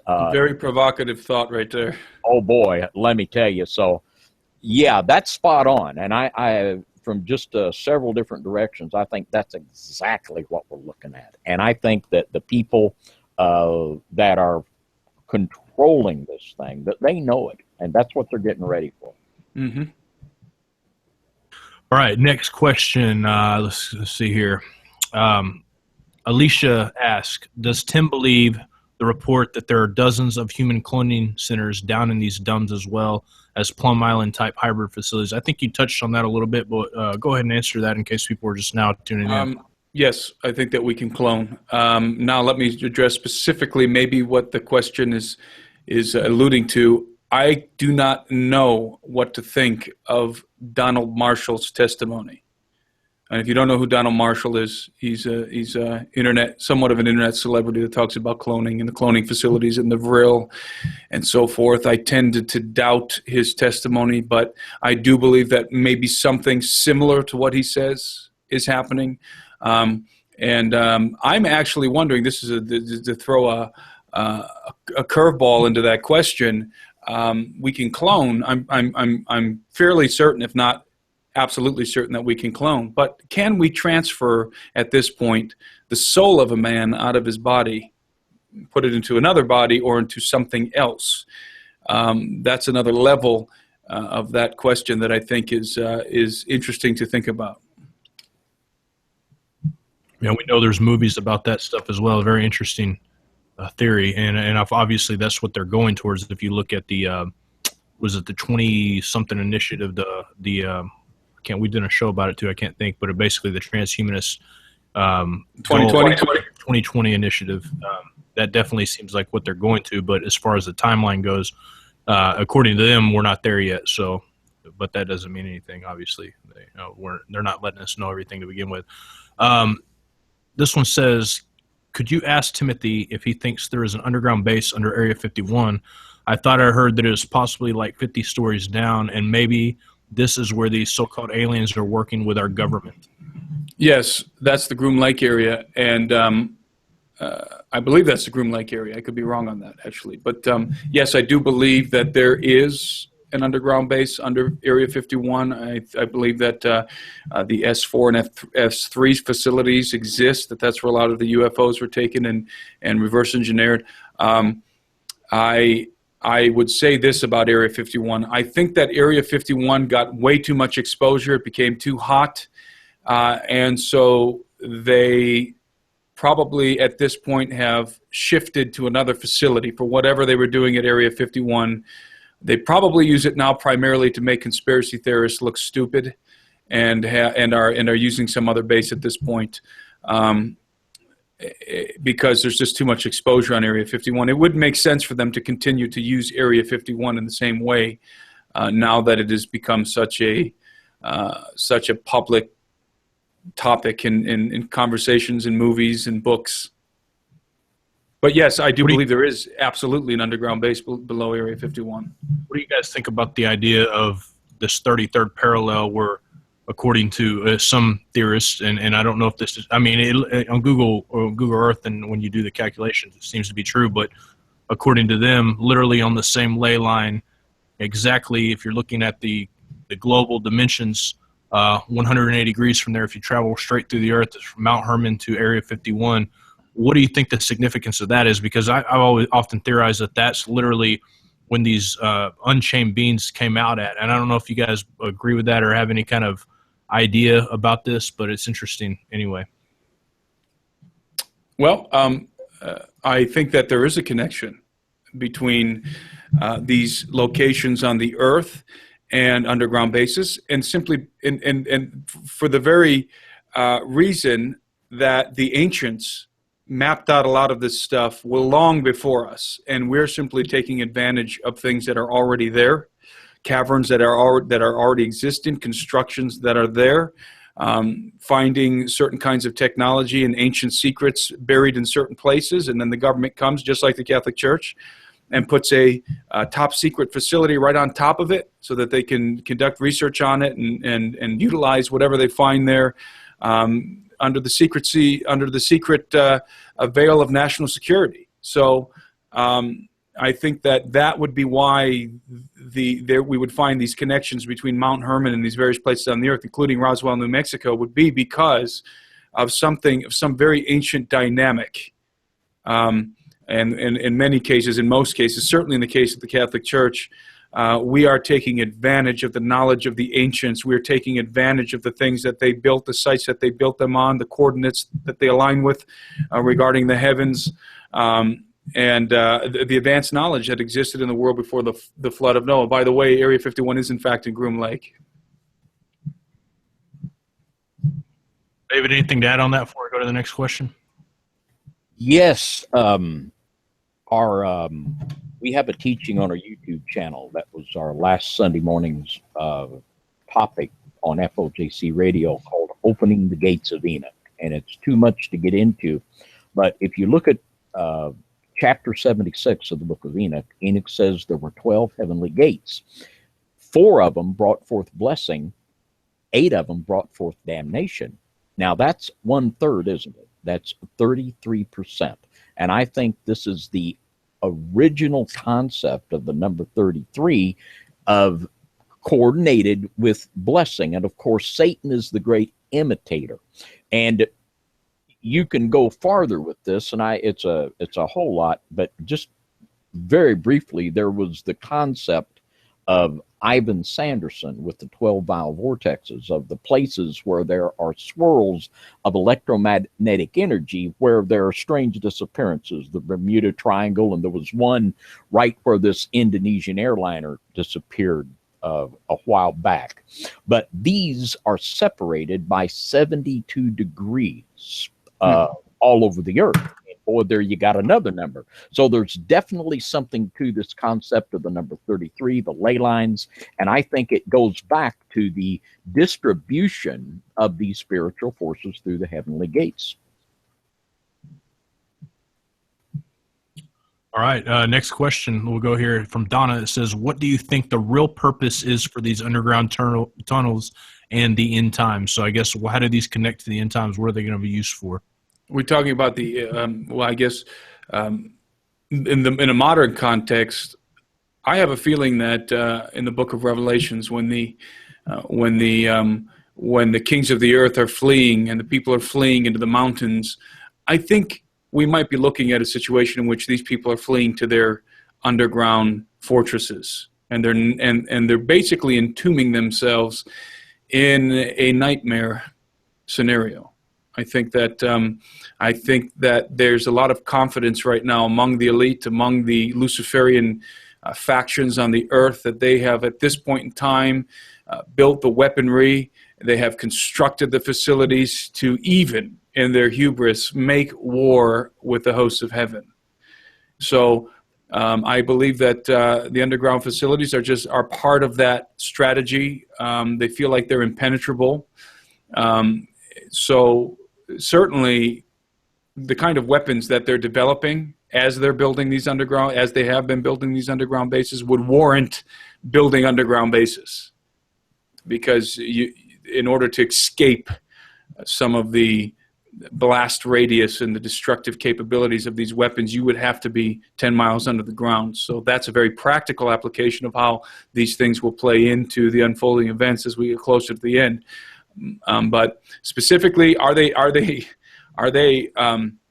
intentionally or unintentionally opening things under the ground that very scary and frightful entities, powerful entities, have been imprisoned behind? That's a possibility. Are these things? Are they breaking, like the Phil Schneider story? Are they breaking into an underground realm and giving opportunity for these creatures to surface?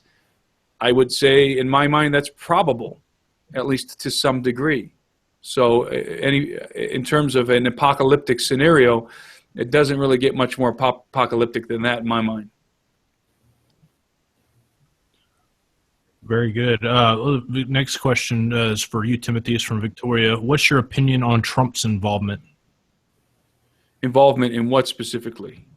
I'm not sure exactly this question. I'm not sure what time it came. I'm imagining the time we were talking about the Pizzagate and all these different things. I'm not. Well, I think that. Well, I mean, I have a lot of thoughts on Donald Trump. So let me condense them into this. I believe that Donald Trump represents a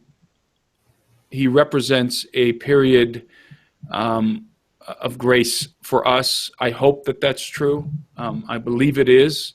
I think that, we're not powerless. We're not powerless. Remember, human beings have authority on the earth. We have authority on the earth. We still have authority on the earth. We abdicate authority to the devil. And we abdicate authority to, for example, in the pre-flood world, that was a problem. There was a usurpation of human authority by entities that were probably just human enough to claim that human authority, but that were not human, not entirely human, let's say. So we were running into that kind of a scenario really fast, I think, on the earth. But for the most part, as it stands now, I think it's too fatalistic to think that there's nothing we can do. I think that the election of Donald Trump represented a how can I say this, a deceleration of the plan of the Luciferian elite. I think it came out of left field, and it flew directly in the face of the ruling elite, of the globalists, and I don't believe that they planted Trump. I think that a man is known by his enemies, and he's got all the right enemies. So the enemy, the enemies that are against him are certainly the enemies of conservative Christians.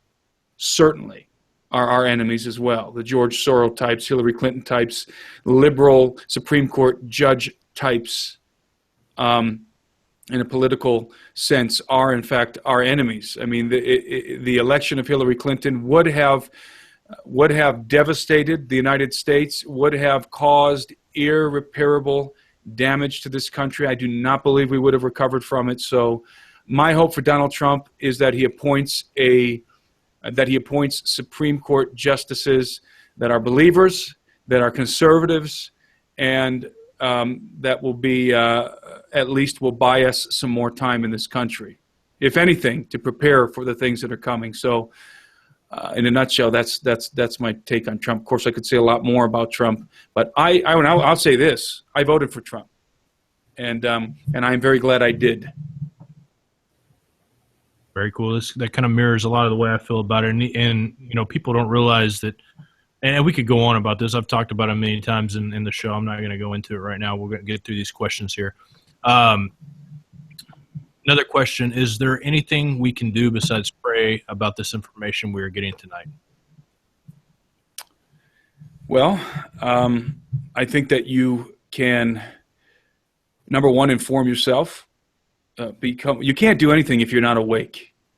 The very first thing that you have to do is wake up. Until you're awake, of course, we could use the proverbial matrix metaphor. You can't help anybody else until you yourself are fully awake, or at least awake enough to understand the things that are happening around you.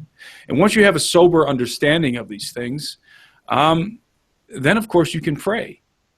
And praying with knowledge is a very powerful thing. Do not underestimate it. Once we wake up and understand that these things are happening, and then we begin to pray strategically against these things, believe me, disruption happens. Disruption happens because ultimately this is a spiritual battle. We wrestle not against flesh and blood. So knowledge is I think key. I think it is key to effective prayer, to have an understanding of what you're dealing with and to know how to pray about it. So beyond prayer, I mean, I could go a step further and say, I think it's important when you see a political environment like we just saw in the United States, and we have the opportunity, even if it seems like a slim opportunity, to try and fight for the Supreme Court, to try and fight against the liberal faction, the liberal psychopaths that want to take all of your rights away, that hate Christians, that want to persecute Christians and churches. I think that any way that we can rise up and fight against that collectively is useful. Not more useful than prayer, but it's useful. And I would just like to say that we can talk about all of the schemes of the enemy. They're all they've got going for them, and it's overwhelming. But as believers, we don't want to forget that God is going to weigh in. He is going to have the last word. And I want to share a scripture that I heard on one of Timothy's videos that I believe speaks directly to this underground insanity. Isaiah 29:15. And don't be discouraged. God's going to have his people. We're going to be working for him right until he returns. But Isaiah 29:15, get your Bible markers out on this one. Woe unto them that seek deep to hide their counsel from the Lord, and their works are in the dark.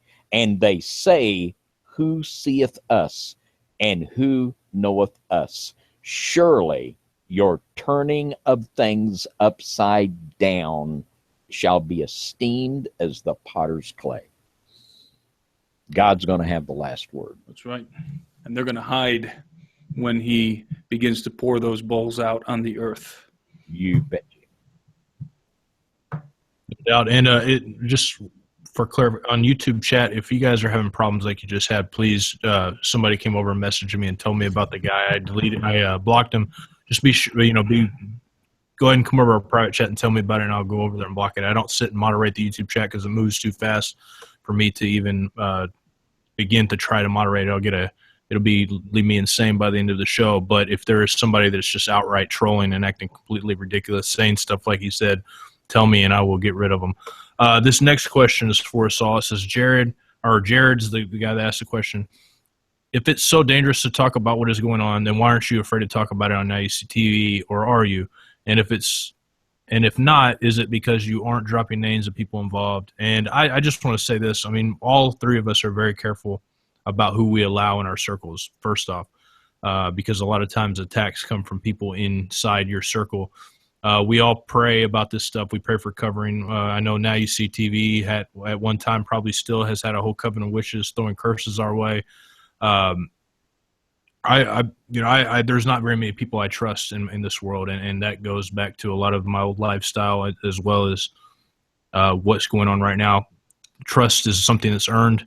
The Bible says to be wise as a serpent and blameless as a dove. So wisdom comes with being also knowing that people are capable of anything at any time. We're not afraid because we know that if Yahovah is for us, who can be against us? That's what the scripture says. So as long as we're on his side, we have nothing to fear.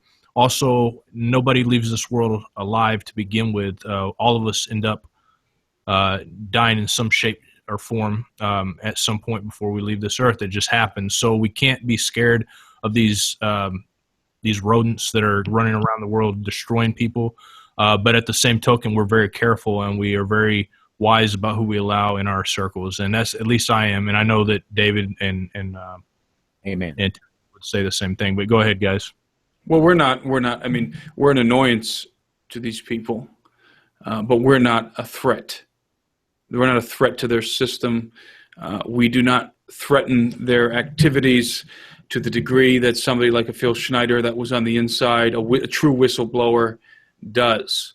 I can't be a whistleblower for any of this. I've never been in an underground base. I don't think either of you guys have either. So, but if I had been, if I was had a clearance and I was down there, and I was now going on the radio and writing books and telling everybody what I saw, then there's a very good possibility that I would be killed, and at the very least would be silenced. So, I mean, in terms of helping people to wake up, yes, we can be quite dangerous, but we're more of an irritation to them. We don't have the kind of background, we don't have the verifiable kind of information that threatens them. So, we have to be rational about this. I mean, and the worst thing that they could do to a guy like one of us, I guess under certain circumstances, would be to kill us, to actually kill us, because then that would help to validate what we've been saying. And people are aware that I myself have come under certain kinds of situations that could have been construed as an attempt on my life. But and certainly I've been in some very dangerous situations where I have been nervous as to whether or not I would walk away from the situation. So this isn't trying to magnify our importance or something by saying this stuff is deadly serious and, Phil Schneider got choked with a catheter with his hands tied behind his back. We're not saying that to aggrandize ourselves. The fact is that when I talk about this stuff, in the pit of my gut, I have a very disgusted feeling. Again, I think about my own children. I think about the children that are locked in cages right now and are only taken out to be raped and then put back in their cages and fed crumbs. I mean, that's real, and it hurts. And I think it hurts anybody that has any semblance of empathy in their hearts. And so this information is dangerous in the sense that they definitely don't like people talking about it. They definitely don't like the awareness. But I'm not a whistleblower. David's not a whistleblower. John's not a whistleblower. We're not a Snowden type person who's coming out of the underground bases like Phil Schneider or something, or who was involved in some kind of a top secret organization or black budget project, because in that case, then I would be really, really, really nervous. Agreed. You know, we definitely aren't whistleblowers. We are annoyance, and these people are disgusting human beings anyway. And if the people that are human beings involved, and like you said before to me, this is a spiritual battle. Nothing's physical. We have to just remain on Yahweh's side and do the best we can. I mean, that's all we can do. And so we just, of course, we worry about our family, friends, and stuff like that. You've had an attempt on your life. This is, at least, you know, as far as you can tell, that was an attempt on your life. But we, at the same token, being silent about something is to me, if you know something and you're silent about it, you might as well join in on the action. In my opinion, it's just the thoughts of some of these things these people do is just mind numbing. And anyways, let me go to the next question here. Alicia says, is Tim aware of the red list and the blue list? The list that the Illuminati has compiled based on information taken from monitoring every person's internet, searching emails, etc. They flag people within the Truth or Fringe movement for immediate extermination or imprisonment in the FEMA camps to await extermination as soon as the caca hits the fan, which they are planning very soon. I am aware of it. In fact, it was Steve Quayle who broke that story, that information, and the man who gave it to him was killed right after he gave it to him. So I think that information is valid, and certainly at this point in time, they know who you are, they know where you live, they know what you have, they know pretty much everything about you. I mean, it used to be a conspiracy that your television's listening to you. Not anymore.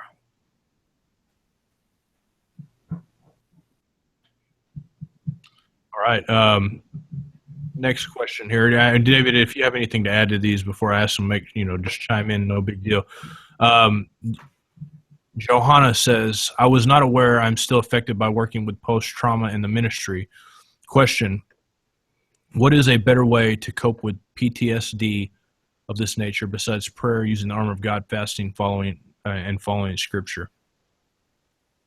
Is that directed at somebody specifically? Not directed at anybody specifically, so either one of you want to answer that, or both of you do, then go for it.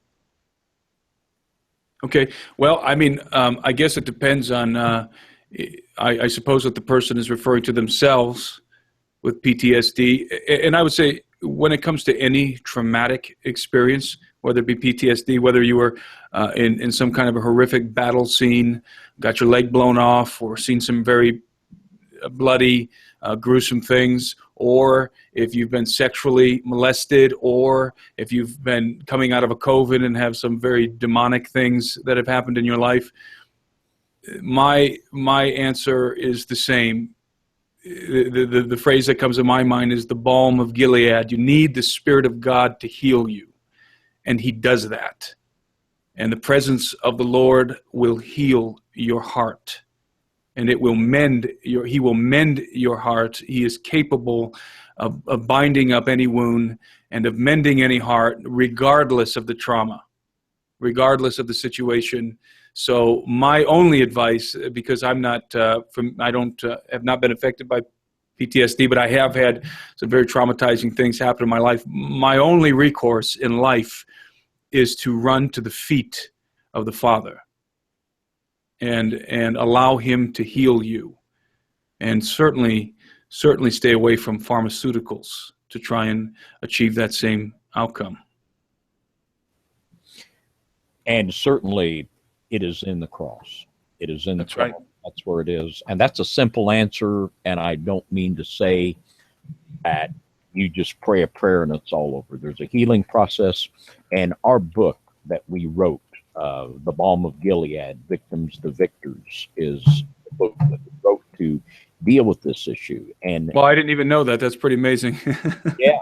And that's got to be a God thing, doesn't it? And it's, there's nothing, and our friend Bill Schneblin, he used a phrase that has always stuck with me, as many things Bill said has, but he said, there's nothing the devil can do to someone that the Lord can undo.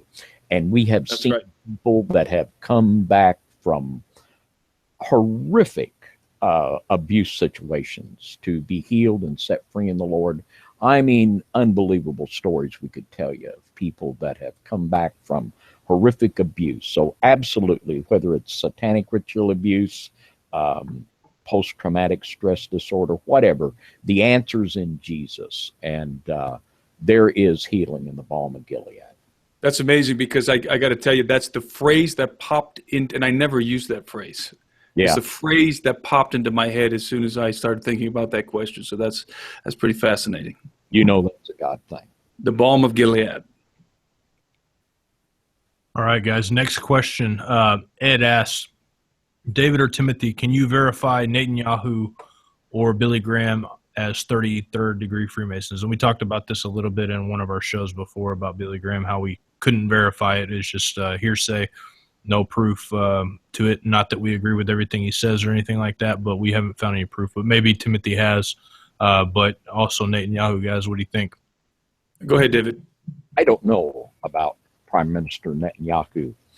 And one, as John says, we've discussed Billy Graham recently, and I won't do it. I will say that very soon we're going to be uploading to our YouTube channel an interview I did several years ago with a lady by the name of Kathy Burns called Billy Graham and His Friends.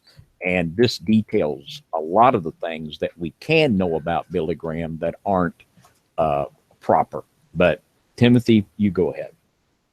Well, far be it for me to lay an accusation when I don't know personally. I don't know. I know that there's some very strange affiliations regarding Billy Graham, but I don't know. I mean, people can look at my life and say there's a lot of strange affiliations too.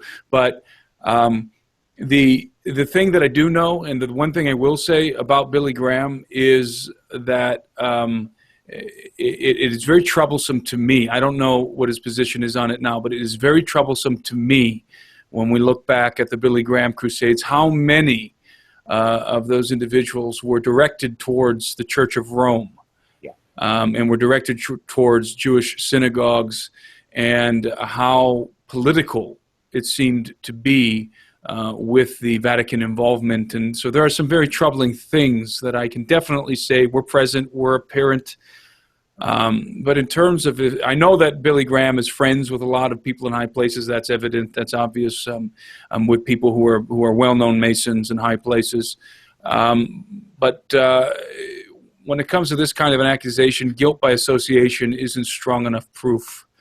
And so, again, I am more concerned about the involvement with the Vatican and so forth, but I have no proof. I don't know. I know I can say this. I did an interview with Fritz Springmeier, and he feels very strongly that Billy Graham is himself a Mason, and he is of the persuasion that that is in fact true. So there are people out there who feel like they do have the proof, but I'm not one of those people. And I might just say, one person had a pithy comment that in the first century, they did not name the highways after the Christians. They buried them underneath it. And I think there's a lot of wisdom in that. Okay, guys. Johanna again, what can we do as a group? Okay, this is the same question. I must have put it down there twice. This is from Alicia, doesn't Snoblin mention a demon named CERN he used to conjure? And he did mention it in the last show we did with it, but it was, his name was CERN. I don't know a lot about it. Do you guys know anything about this demon, this entity named CERN? I don't. Probably, I didn't hear that, but probably Cernunnos, the horned gods of witchcraft. And That's many it. people believe that CERN takes its name from the horned god of witchcraft, Cernunnos. So that could be what was being referenced. Yeah, I think that's what he said. Okay. So next question. What part do you think the Vatican has to do with all of this? That's a very difficult question to answer. I mean, I think that the Vatican is the hub of occult activity on Earth. I think that's where a lot of the Illuminists go to be inducted into the family. I believe that it's where a lot of the most powerful occult artifacts are kept. I believe it is the center of the hierarchy, the power structure when it comes to the mystery schools at this point in time. And I believe that the Vatican is the continuation of Mystery Babylon, the most manifest continuation of Mystery Babylon. So, I mean, the Vatican has its fingers in everything. At the end of the day, it has declined in the earth as a visible, tangible power since the Middle Ages, but it has increased. It has burgeoned as a subversive, secret power behind the scenes. So, and by the way, the Vatican has been interested for a very long time in the control of the Holy Land. They still are, and there's a very interesting reason behind it. We are watching the beginning of the dismantling of traditional Catholicism in order to raise up a new paradigm that will be universal in terms of spirituality and religion. Very interesting. Okay, so next question is from Tracy.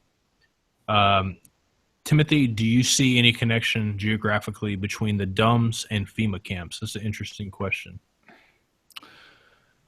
Well, I think that I can only speculate about that. I mean, it would make sense to me that there would be some kind of connection between the DUMBs and the FEMA camps if they were interested in moving people around the country very rapidly, or if they were interested in abducting people under the earth.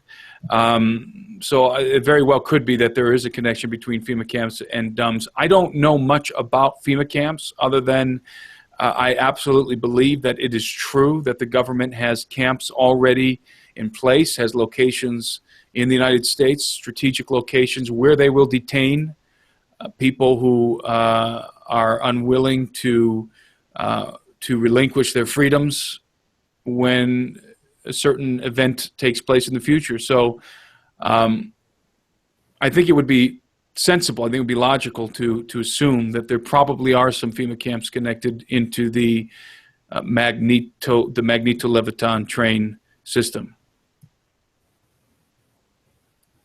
All right, next question, Timothy, and this is an interesting question, and I'm sure that it's an easy question. Timothy, have you ever been asked to stop your work and offered money for your silence? No. No, I have never been directly contacted by anybody claiming to be Illuminati or anything like that. But I will say this, and I'll make this very cryptic. Purposely.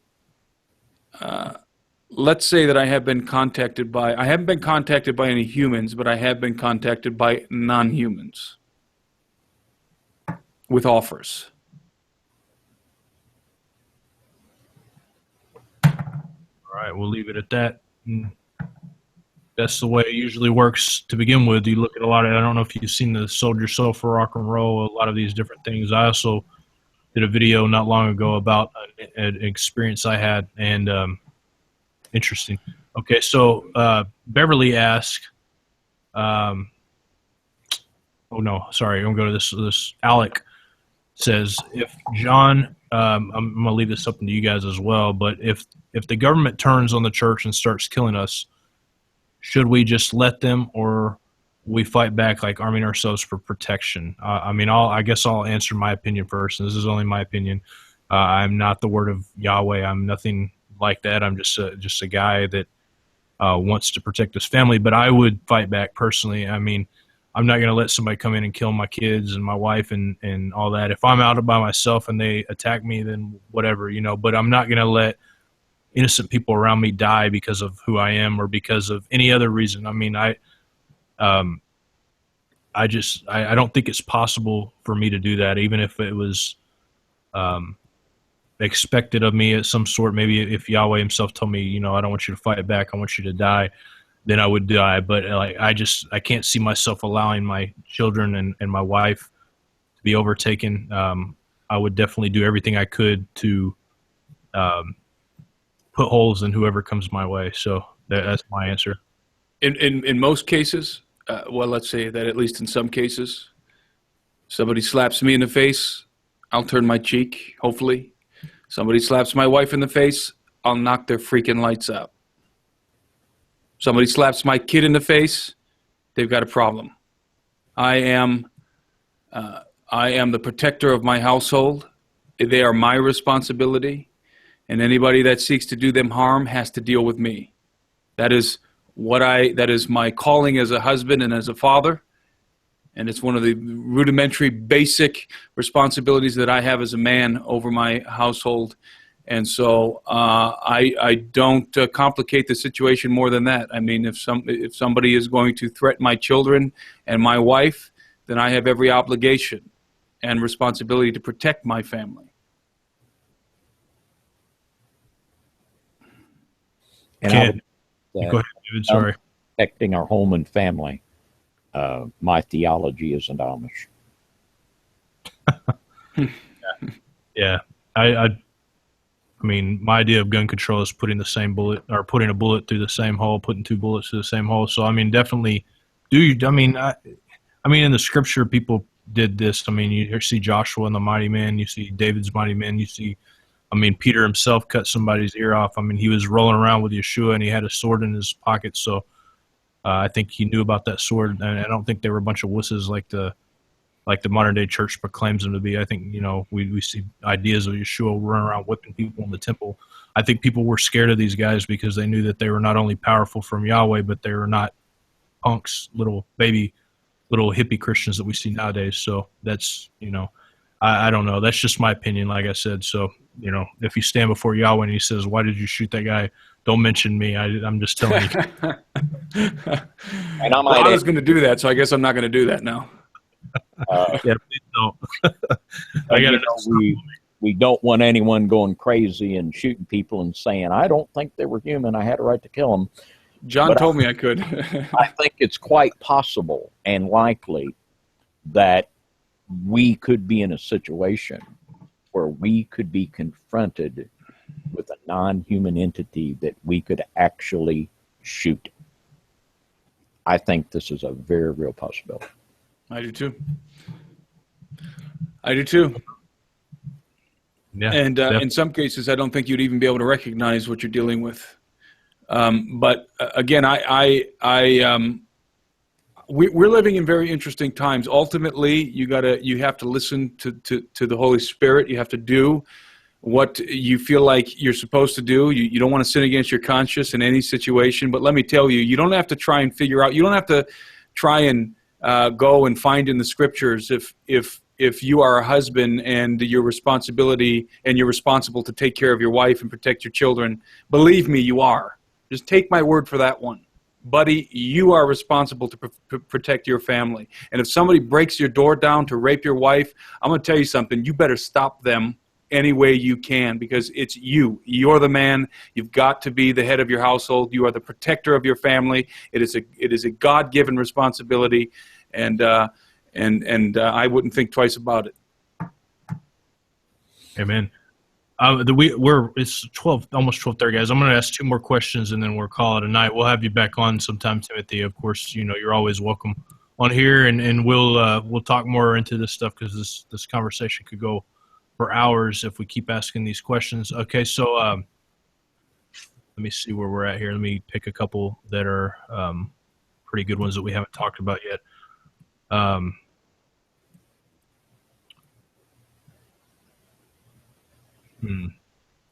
Okay, so Beverly asks, do you think Vatican occultism goes as far as heading the darkest of these ritual abuse sacrifices? Yes. That's my shortest answer of the night. Yes, Yeah. Double yes. All right. Okay, Brian says, if I join the New Knights Templar, are they any related to the original Templars ran by Mason organizations? If you are a believer, if you are a believer, you already belong to the most important faction on the face of the planet. You're part of the elect. There's no reason that we should be wanting or desiring to join any kind of a special secret society or other kind of faction. There is no knowledge greater than the knowledge of Jesus Christ.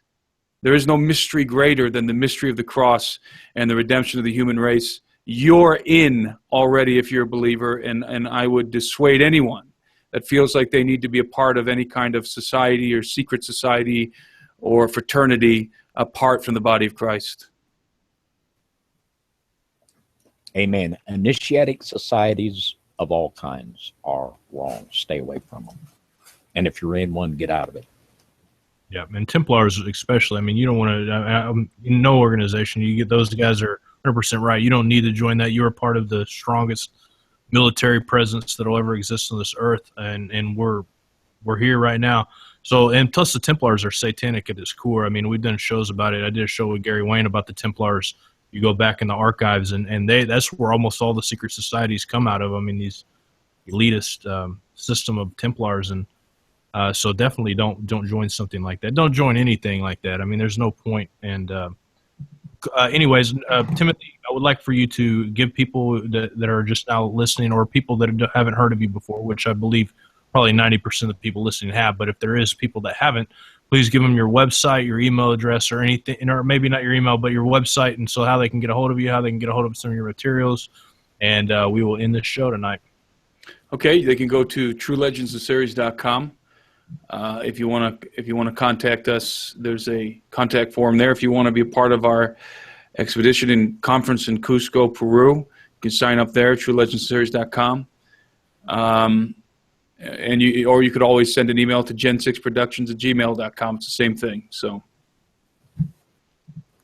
all right, thank you so much, Timothy, for coming on. As always, it's been a blessing. This is the kind of stuff we love to talk about here, and we will try your best to have you back as soon as possible. Basically, anytime you want to come on a Saturday with me and David, you're welcome. We sit here and talk like this every Saturday night, so you're always welcome here. Well, I appreciate the invitation, and thank you, gentlemen, for taking the time to talk to me. You guys provoke me every time I talk to you, and I think these are definitely some of the deepest and most enjoyable shows that I do. So thank you for that. Well, I just want to say I just thoroughly enjoyed being able to talk with you tonight and ask you a few questions, and I'm sure that our listeners enjoyed it just as much as I did. Thank you so much for coming on. It's been a great evening. Thank you, gentlemen. Blessings, everybody. Shalom. High five. Until next time, you're listening to Now You See TV, and we'll talk to you guys again on Monday. Thank you.